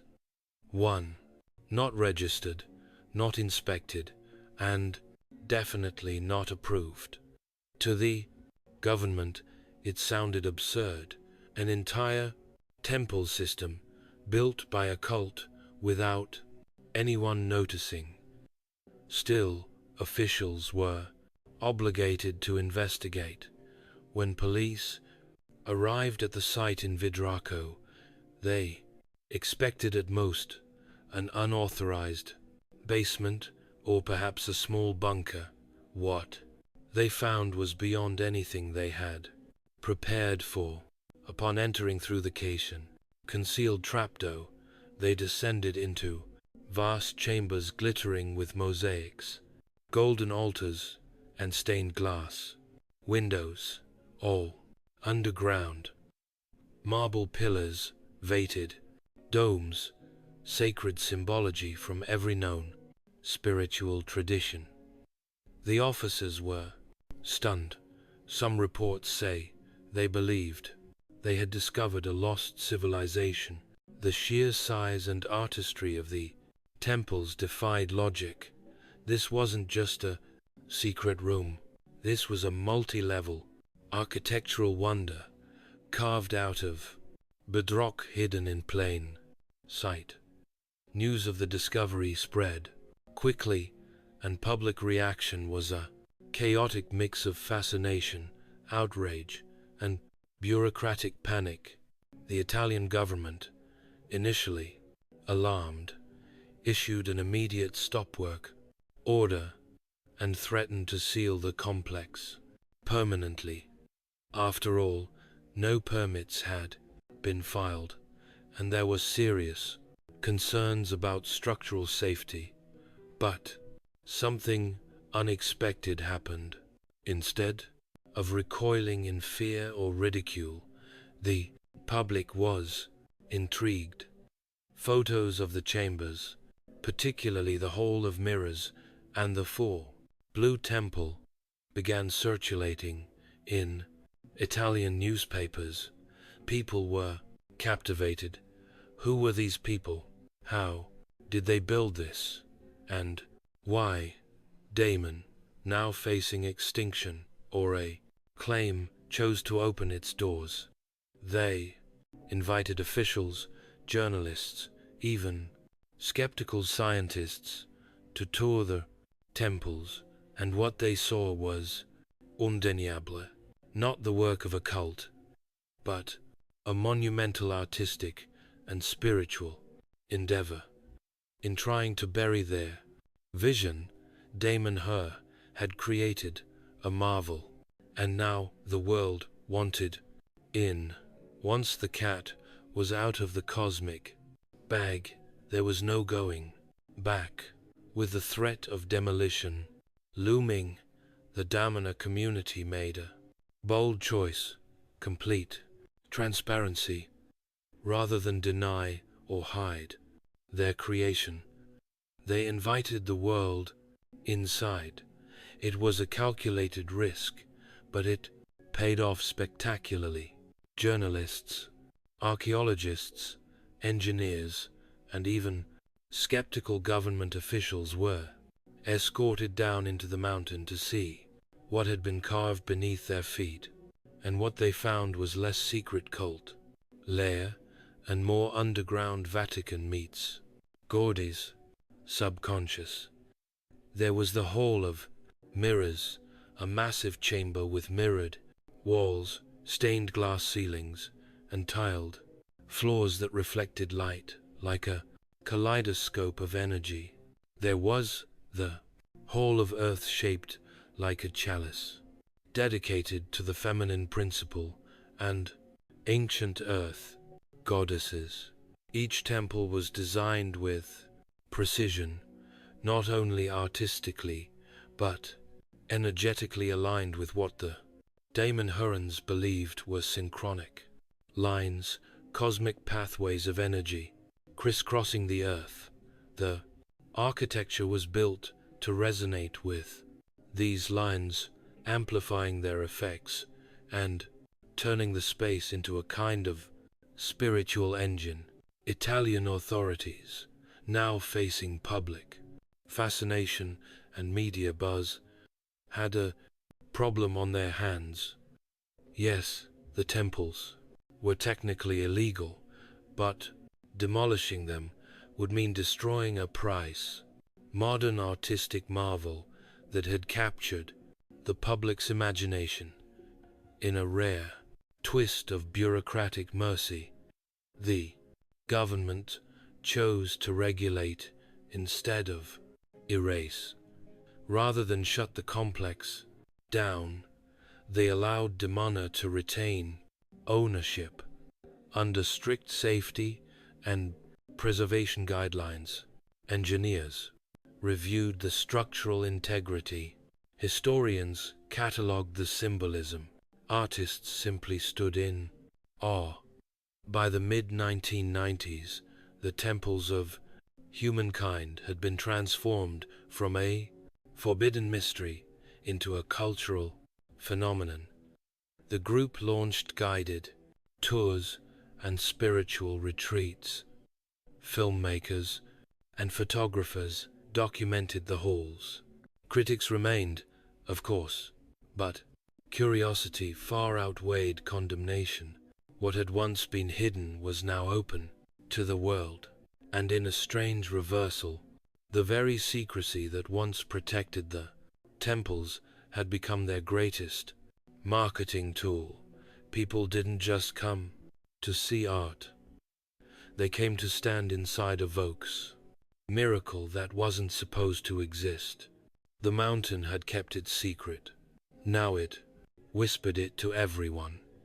To the untrained eye, the temples of humankind might seem like an eclectic art project gone off the rails, all colors, symbols, and cosmic flair. But to the Damanhurans, every square inch has purpose. This wasn't just a sacred space. It was a machine for consciousness, a metaphysical tool designed to amplify spiritual energy, awaken latent human potential, and realign humanity with the cosmos. At the core of Damanhur's philosophy is the belief that Earth is crisscrossed by synchronic lines, energetic currents, similar to ley lines or acupuncture meridians. These lines, they say, connect powerful sites across to the planet, the pyramids, Stonehenge, Machu Picchu, and now the underground temples in Vidraco. The temples were not randomly placed, they were intentionally built at the intersection of these lines, making them, in Damanhurian logic, a sort of interdimensional charging station. Each chamber within the temples reflects a different spiritual concept. The Hall of Water, for instance, is dedicated to past lives and emotional healing. The Hall of Spheres is considered the temple's energetic nucleus, a place intended to communicate with higher intelligences and distant civilizations. No, not metaphorically. The Damanhurans genuinely believe that consciousness exists beyond Earth and that the temples act as a beacon. It's not just symbolic. The community incorporates sound, geometry, and material resonance into the architecture to activate these energies. Walls are embedded with copper coils. Quartz crystals are positioned to reflect frequencies. Every element, from colors to symbols to materials, is chosen based on how it resonates with human consciousness and planetary harmonics. Visitors often describe strange experiences, feeling waves of energy, hearing unexplained tones, or entering altered states of awareness. Whether placebo or power grid, the temples do seem to have an effect. Even skeptical scientists have noted unusually strong electromagnetic activity in some chambers, but for the Damanhurian faithful, science only confirms what they already know. This is a living temple, one that interacts with intention, emotion, and thought. It is a bridge not just between Earth and the stars, but between what we are and what we could become. In their eyes, the temples of humankind are not a relic of the past, but a prototype for the future. While the underground temples are the most visually spectacular part of Damanhur, they are only one piece of a much larger spiritual experiment.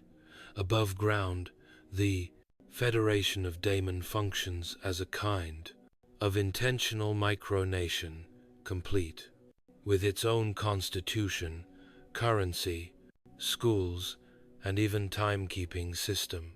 That's right, they use their own calendar, which started in 1975, the year the Federation was founded. In Damanhurian reckoning, we are currently in year 50's Ohm. The community is organized into eco-villages, each with a specific purpose: farming, arts, research, healing, or temple work.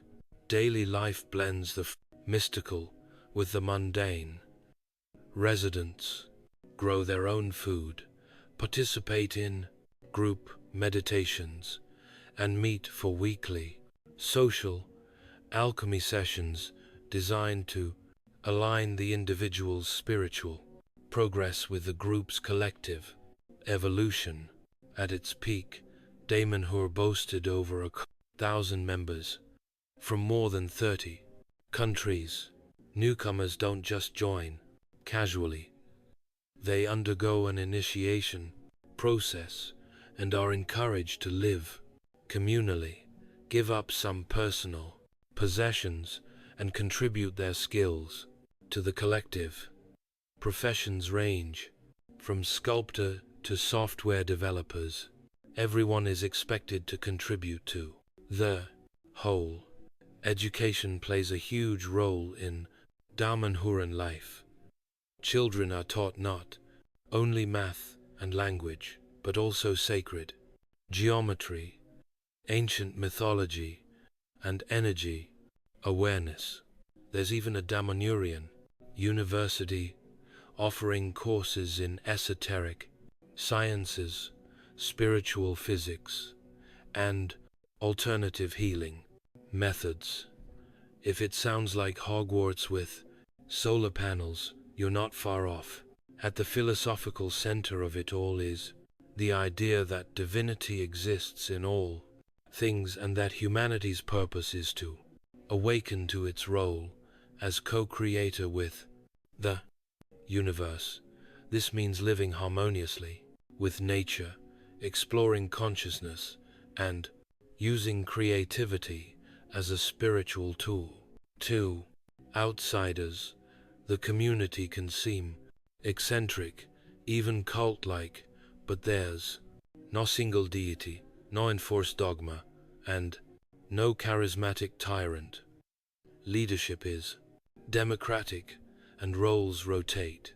Members are free to leave, and many do. Critics exist.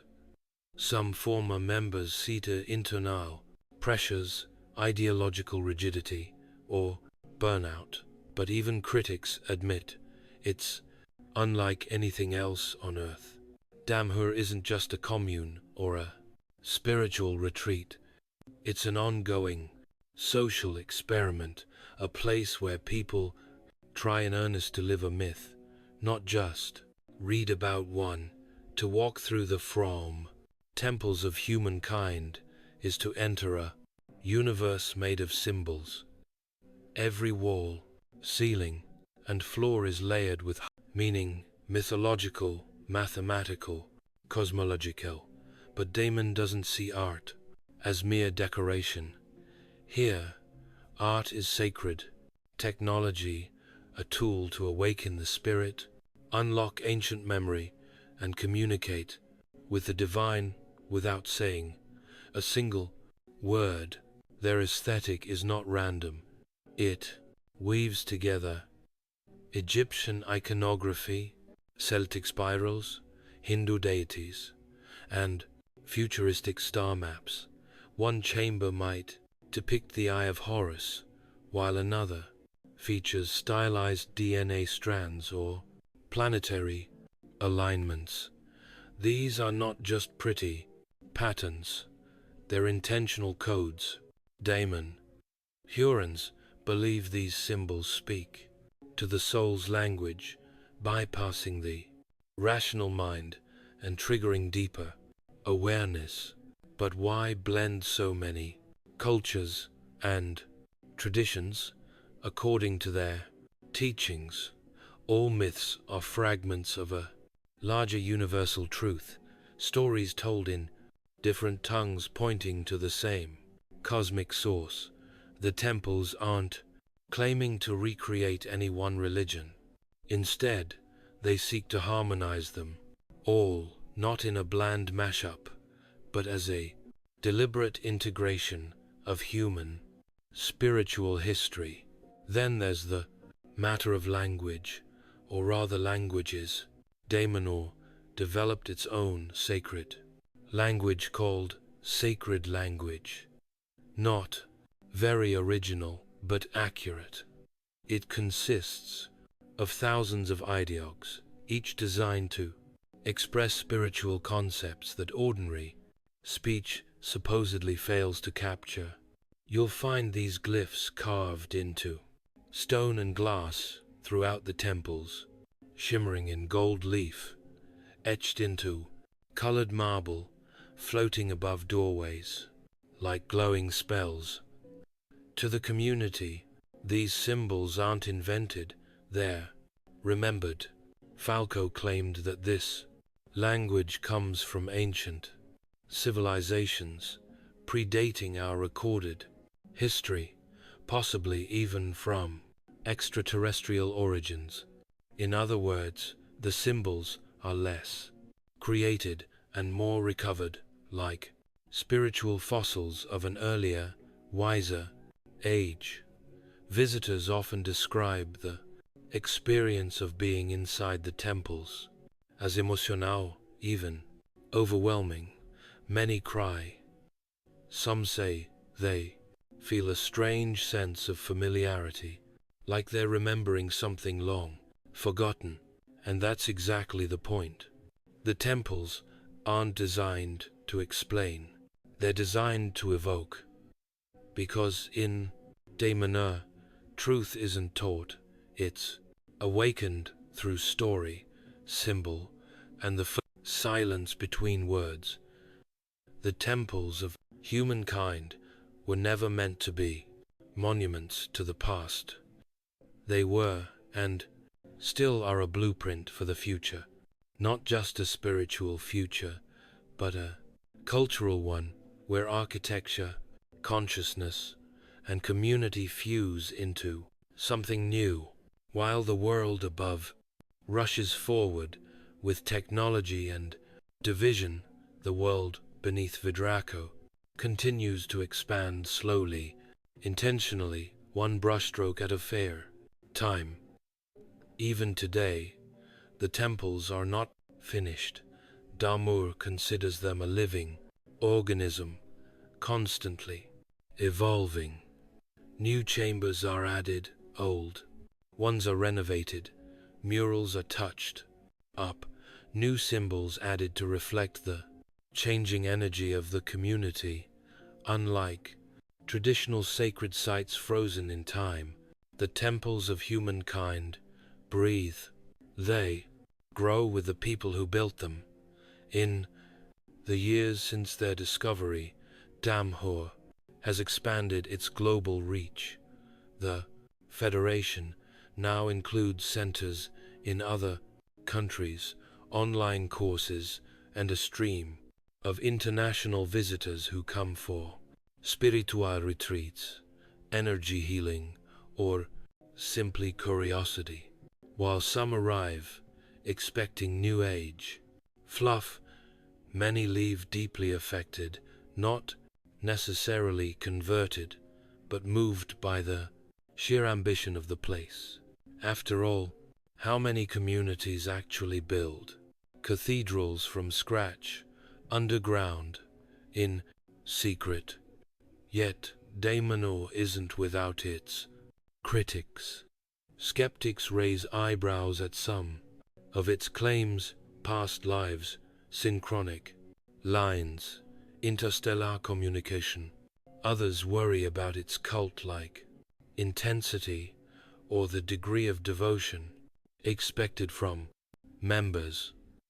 But through it all, the Federation has endured, not by isolating itself, but by opening its gates. Today, the temples are a symbol of possibility. What can be created when art, intention, and community come together? They remind us that the great sacred sites of the ancient world, the pyramids, the cathedrals, the ziggurats, weren't just buildings. They were expressions of collective belief. Damon dares to ask, why did we stop building like that? And maybe that's the legacy of the temples of humankind. Not their beliefs, but their boldness. In a world obsessed with efficiency and spectacle, a group of ordinary people decided to dig into the earth and make something sacred by hand, in silence, for the sake of beauty and spirit. It's not just a temple, it's a question carved into stone. What are you creating with your life? Long before satellites orbited Earth, or sailors shouted, "Land ho!" human beings were already on the move, tracing coastlines, crossing deserts, and scribbling their ideas of the world into clay, stone, or hide. Travel wasn't just about curiosity. It was about survival. The very first explorers weren't adventurers. They were gatherers and traders, hunters and refugees. But over time, movement became more than necessity.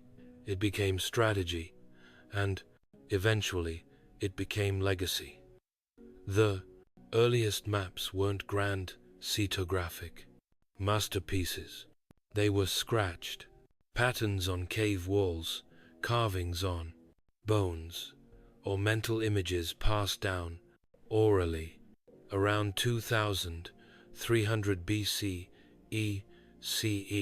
the Babylonians etched one of the first known maps onto a clay tablet, not of the world, but of a single region marked with rivers, towns, and mountains.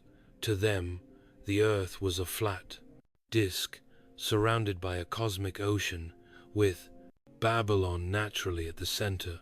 It wasn't geographically accurate, but it reflected something even more important: intent. These people wanted to understand their surroundings. They wanted to navigate. But how do you travel without roads, signage, or star charts? You watch the sun, you study the stars, you memorize the terrain, the migration of animals, the direction of the wind, and if you're lucky, you pass that knowledge to someone who remembers it better than you. Ancient Polynesians, for instance, mastered navigation using ocean swells, bird flight paths, and the position of constellations. Meanwhile, traders in Mesopotamia followed river routes like the Tigris and Euphrates, turning seasonal floods into shipping lanes. In these early civilizations, travel was rarely solo. It was communal, slow, and often dangerous. Travelers risked bandits, storms, disease, and simply getting lost forever. But they also brought goods, languages, ideas, and technologies across regions. Trade routes began to form like veins across the body of the ancient world. Exploration didn't need to reach new continents to be revolutionary. Sometimes it was enough to reach the next city-state, the next oasis, the next fertile valley. Those tiny steps created the web of interaction that would become civilization itself. So when we speak of ancient exploration, we're not just talking about distant journeys. We're talking about a primal urge to know what lies beyond the horizon and to leave a footprint on the unknown. The ancient Egyptians weren't known for wandering far and wide, but when they did travel, they did so with flair, ritual, and often an armed escort. The Nile was their highway, and it wasn't just for pleasure. Cruise. Pharaohs dispatched expeditions south to Nubia, east into the Sinai, and even further into mysterious lands like Punt, a semi-mythical kingdom that Egyptians called God's land. Its location is still debated. Somalia, Eritrea, southern Arabia, no one's quite sure. But what's certain is that the Egyptians sent ships there loaded with goods and prayers, hoping to return with incense, gold, exotic animals, and a sense of divine prestige. One of the most famous recorded expeditions occurred during the reign of Queen Hatshepsut, Egypt's formidable female pharaoh. Around 1478 BCE, she launched a voyage to Punt and proudly recorded the journey on the 60 walls of her mortuary temple at Deir el-Bahi. The carvings depict massive ships, men carrying myrrh trees, and locals with unusual features and elaborate headdresses. This wasn't just trade, it was diplomacy, propaganda, and spiritual alignment all rolled into one. Egyptians also ventured into the Sinai Peninsula, not just for conquest, but to mine turquoise and copper. These expeditions often involved hundreds of workers, scribes, soldiers, and priests, Travel was state-sponsored and heavily documented. Pharaohs weren't sending lone adventurers. They were deploying logistical machines. Officials recorded everything: what was mined, who participated, and how many offerings were made to the gods to ensure a safe journey. Despite being surrounded by deserts, Egypt wasn't isolated. Caravans moved through the western desert, connecting oases and bringing in goods from as far as Libya. Sea travel, though dangerous, allowed contact with Byblo, Crete, and other eastern Mediterranean ports. But, make no mistake, ancient Egyptian travel was not easy. Whether by land or boat, expeditions were slow, risky, and costly. Yet, they were seen as essential extensions of divine order. When the Pharaoh moved, Egypt moved, and every journey reinforced their worldview that Egypt was the center of the universe, and everything else, whether friend, foe, or foreign, existed to be known, tamed, or honored. For them, exploration was not rebellion against the gods, it was service to them. If ancient Egypt looked inward, toward its river and gods, the Phoenicians were the ones staring out across the sea and building ships to chase the horizon. Emerging around 1500 BCE from the coastal cities of Byblo, Tai, and Sidon in present-day Lebanon, the Phoenicians didn't conquer land. They conquered water, and in doing so, they became the ancient world's most daring navigators and traders. They were not an empire in the traditional sense. No vast armies, no towering ziggurats. But they built something arguably more impressive, a network. The Phoenicians established trade routes that stretched across the Mediterranean, from the Levant to North Africa, to Cyprus, Sicily, Spain, and even to the mysterious edge of the Atlantic at the lone Strait of Gibraltar. Along the way, they founded cities, the most famous being Carthage, which would later rival Rome itself. What made them successful? Boats. Sleek, fast, and durable. Phoenician ships were the marvels of their day. They used a combination of oars and sails with high hulls for protection and curved designs that cut through waves. These weren't just transport vessels, they were floating marketplaces loaded with cedar wood, glacier, textiles dyed with their famous purple pigment, and alphabetic script carved into stone and traded like high-tech. Yes, the Phoenicians also gave us one of the greatest tools for human connection, the alphabet. Their script simplified writing, moving from cuneiform and hieroglyphs to a system of just 22 characters. It would go on to influence Greek, Latin, and eventually our modern alphabets. But travel for the Phoenicians wasn't without peril. Pirates prowled the waters, storms could crush ships into splinters, and every new harbor brought the risk of unfriendly locals or economic competition. Still, they persisted, not as conquerors, but as connectors. They brought tin from Britain, silver from Iberia, papyrus from Egypt, and spices from Arabia.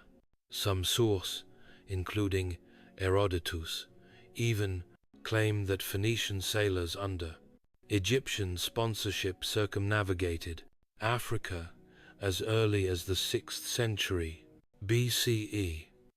That's a bold claim, but if anyone in the ancient world could have pulled off such a feat, it was probably the Phoenicians.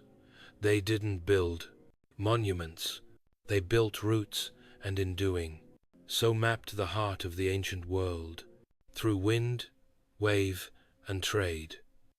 While Mediterranean sailors cut across waves and traded city to city far to the east, another kind of journey was unfolding, slower, dustier, and just as transformative. In ancient China, travel didn't mean ships on the sea. It meant caravan crossing deserts, winding through mountains, and braving some of the most unforgiving terrain on earth.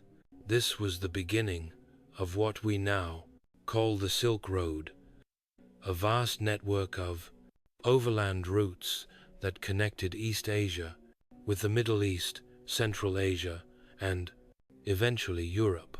Its origins trace back to the Han Dynasty around the 2nd century BCE, when the Emperor Wu of Han sent an emissary named Zhang Qian westward to establish alliances against nomadic invaders. Zhang Qian failed in his political mission, but in doing so, he accidentally discovered entire civilizations beyond China's western frontier. He returned years later with stories of Persian goods, Central Asian horses, and exotic cultures. The emperor wasn't thrilled about the delay, but he was fascinated by the possibilities. Trade routes blossomed. Chinese merchants began exporting silk, lacquer, spices, jade, and porcelain products so desirable that they became status symbols from India to Rome. In return, caravans brought back horses, glassware, wool, and gold. But it wasn't just goods that traveled. Ideas, technologies, and religions crossed borders. Buddhism moved from India into China. Art styles merged. Instruments were exchanged. Even paper, invented in China, would eventually find its way west, revolutionizing written communication. But Silk Road travel was brutal. Caravans crossed the Taklamakan Desert, nicknamed the place from which no one returns. Sandstorms could bury travelers. Thieves lurked in remote passes, and the sheer distance, thousands of miles from Chang'an, modern Shan, to cities like Samarkand or Antioch, could take months or even years. Travelers relied on oases where small trading cities flourished like green yawls in the desert. Da Nang, Kashgar, MV. No single empire controlled the whole road. It was kept alive by a patchwork of kingdoms, tribes, and city-states, each maintaining a piece of the route and taxing what passed through. And yet, despite its complexity, it worked, creating a web of connection that reshaped the ancient world. The Silk Road wasn't a single trail. It was a circulatory system, pumping life, belief, and ambition across continents. While deserts, rivers, and seas posed major obstacles to ancient travelers, the Persian Empire took a different approach. They built roads, long, durable, well-maintained roads, and not just for the sake of moving armies or goods. For the Imamid Persians, roads were the infrastructure of empire itself. a way to tie together a patchwork of conquered lands, languages, and cultures into a single coherent system. At the heart of this vision was the Royal Road, commissioned by Darius the Great in the 5th century BCE, stretching over 1,500 miles from Susa in Persia to Sardis near the Aegean Sea. This highway connected the empire from east to west, enabling couriers, merchants, and military officers to traverse vast distances at unprecedented speed, thanks to a system of relay stations. With fresh horses and supplies, royal messengers could cover the entire route in just 7 to 9 days. A stunning achievement for the time. For comparison, the average traveler or caravan would take about 3 months. But the road wasn't just fast, it was secure. Patrols, fortifications, and outposts ensured safety for those who traveled under the king's banner. Travelers from across the empire, from Babylonian scribes to Greek diplomats, used the royal road not only to move goods, but to move ideas, rumors, and politics. In many ways, it became the empire's information superhighway. The Persian Empire's road system extended beyond the royal road, linking cities like Ecbatana, Persepolis, and Babylon, and stretching out toward Egypt, India, and Central Asia. Way stations called caravans offered rest and supplies for weary merchants and travelers. These structures would later become vital components of Islamic and Silk Road travel centuries down the line. More than just infrastructure, Persian roads symbolized the empire's desire to unite its many parts, not through force alone, but through connection. By standardizing coinage, weights, and languages used for official communication, the Persians made it easier for people to interact, trade, and participate in the imperial economy.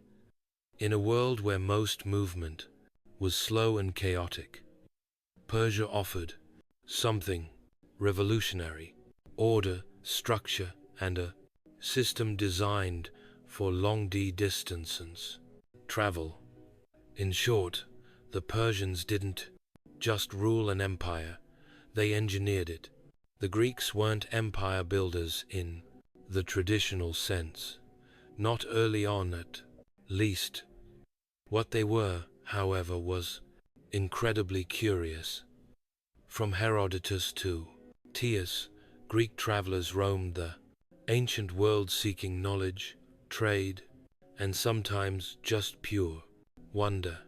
Exploration for them wasn't always about conquest. It was a way to ask questions, collect stories, and map the unknown.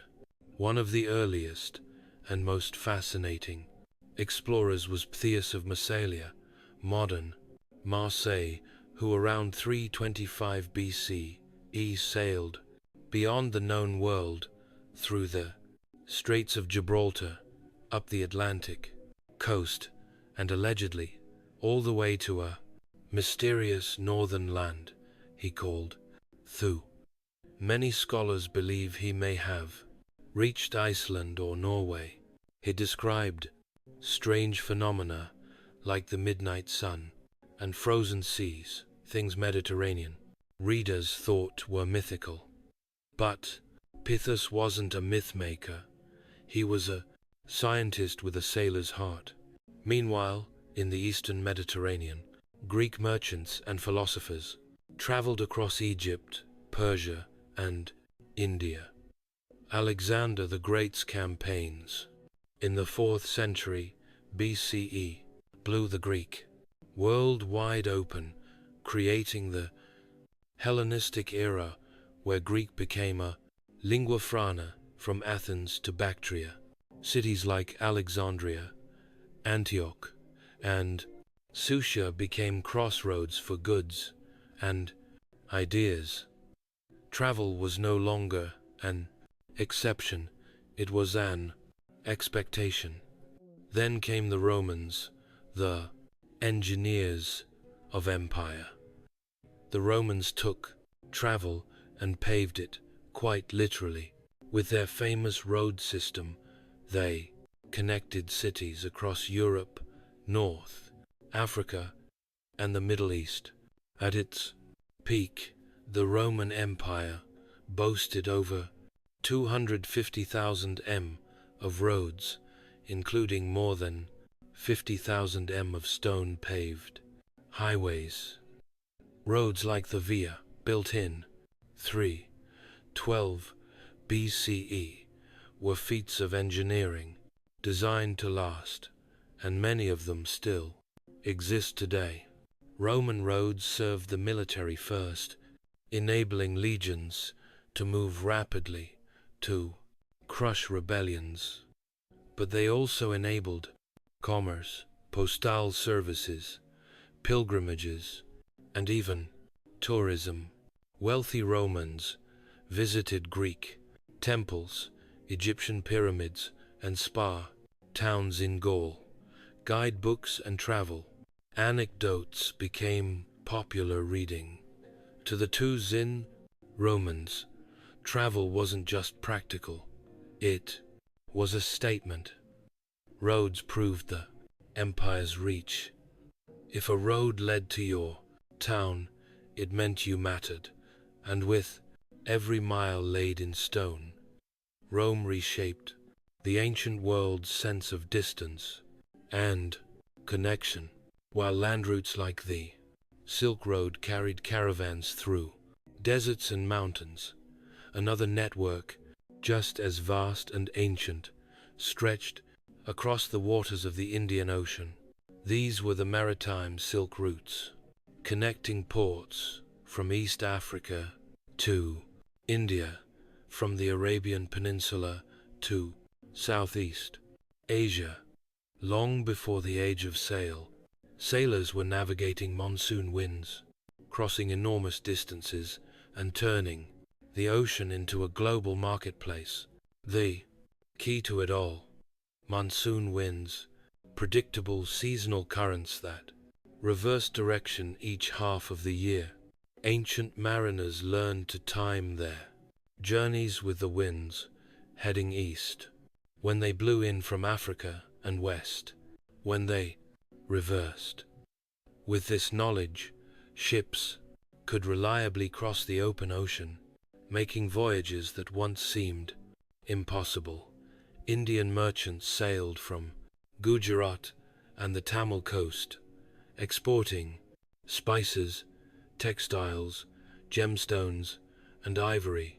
In return, they imported horses, incense, gold, and even exotic animals. Arab traders from ports like Aden and Oman carried goods to and from the Persian Gulf, while East African merchants in places like Rapta traded ivory and tortoise shell. Chinese vessels, especially during the Han and later Tang dynasties, also ventured into the mix, exporting silk, ceramics, and lacquer. By the 1st century CE, Greek and Roman ships were arriving in Indian ports like Barak and Musaeris, bypassing overland routes entirely. A Roman-era guidebook, the Periplus of the Erythraean Sea, describes in detail the bustling trade ports, goods exchanged, and routes followed by sailors across the Indian Ocean. This wasn't speculation. It was a manual for navigating global commerce. But the sea wasn't just a place of trade. It was also a highway for ideas. Buddhism spread from India to Sri Lanka and Southeast Asia via maritime routes. Islamic traders later carried their faith across the Indian Ocean, shaping entire coastal cultures in East Africa and the Malay world. Unlike the often militarized overland empires, the Indian Ocean trade network thrived on pluralism and cooperation. Ports became melting pots of language, religion, and cuisine. A Tamil merchant, a Swahili sailor, a Yemeni imam, and a Chinese diplomat could all do business in the same harbor. In this ancient sea, the tides didn't just carry ships, they carried civilizations. Not all ancient travel was driven by trade, war, or empire. For millions, the most powerful reason to journey was faith. Sacred sites, holy rivers, and distant shrines drew pilgrims across continents, often at great personal cost, in search of healing, enlightenment, or divine favor. These were not mere vacations. They were spiritual tests, acts of devotion in motion. In ancient India, pilgrimage was central to Hindu and Buddhist life. People traveled to bathe in the sacred Gangas, visit shrines like Varanasi or Bodh Gaya, or climb high into the Himalayas to seek out mountain hermitages. These journeys, often long and perilous, were believed to wash away karma and bring one closer to liberation. Buddhist monks journeyed not just within India, but beyond, spreading their faith along trade routes into Sri Lanka, Central Asia, China, and beyond.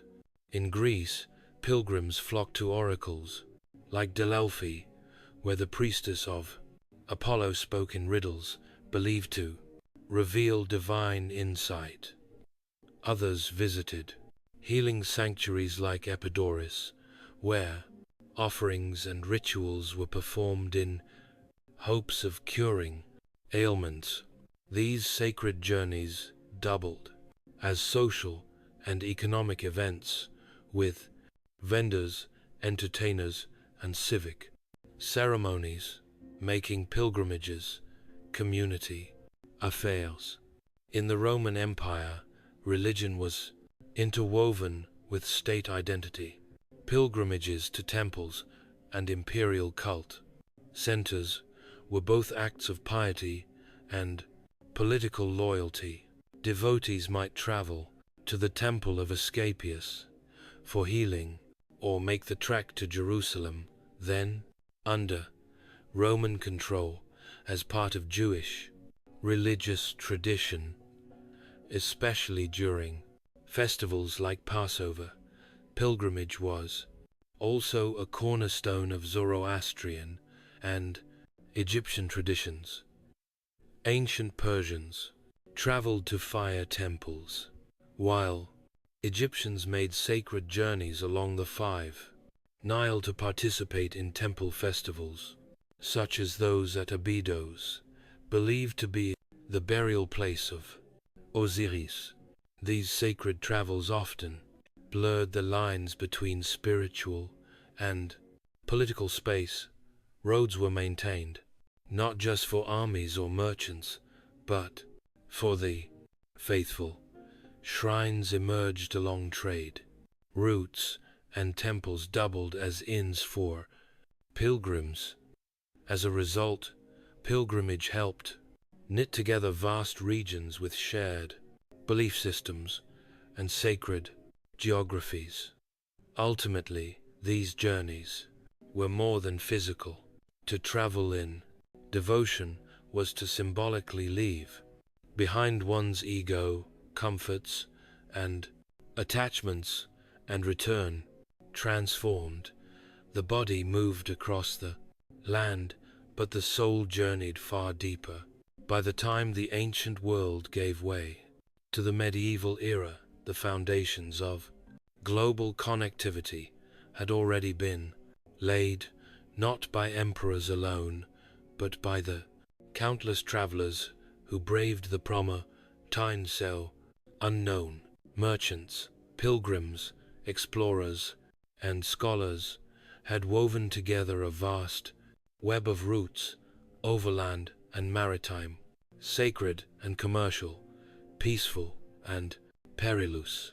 What they left behind was not just footprints, but a legacy of exchange of goods, ideas, faiths, and technologies that would shape civilizations for centuries.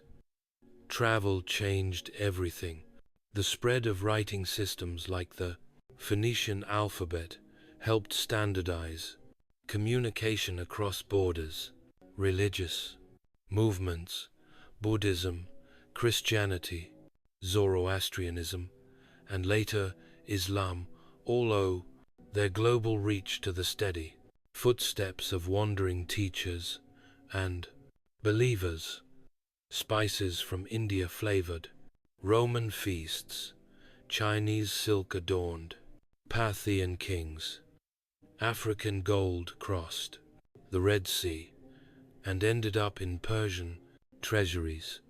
But travel also reshaped how people thought about the world. Ancient geographers like Erosines calculated the Earth's circumference with remarkable accuracy, using little more than sun angles and logic. Strauss and Tommy mapped continents using second-hand reports and daring assumptions. Even inaccurate maps were steps towards something larger, a vision of a connected Earth where distant people were no longer myth, but fellow humans on different roads. These roads, rivers, and sea lanes would eventually evolve into the great trade networks of the medieval and early modern worlds. The Silk Road would merge into Islamic caravan routes. Roman roads would be walked by Christian pilgrims. Indian ocean sailing knowledge would be inherited by Arab, Chinese, and eventually European navigators.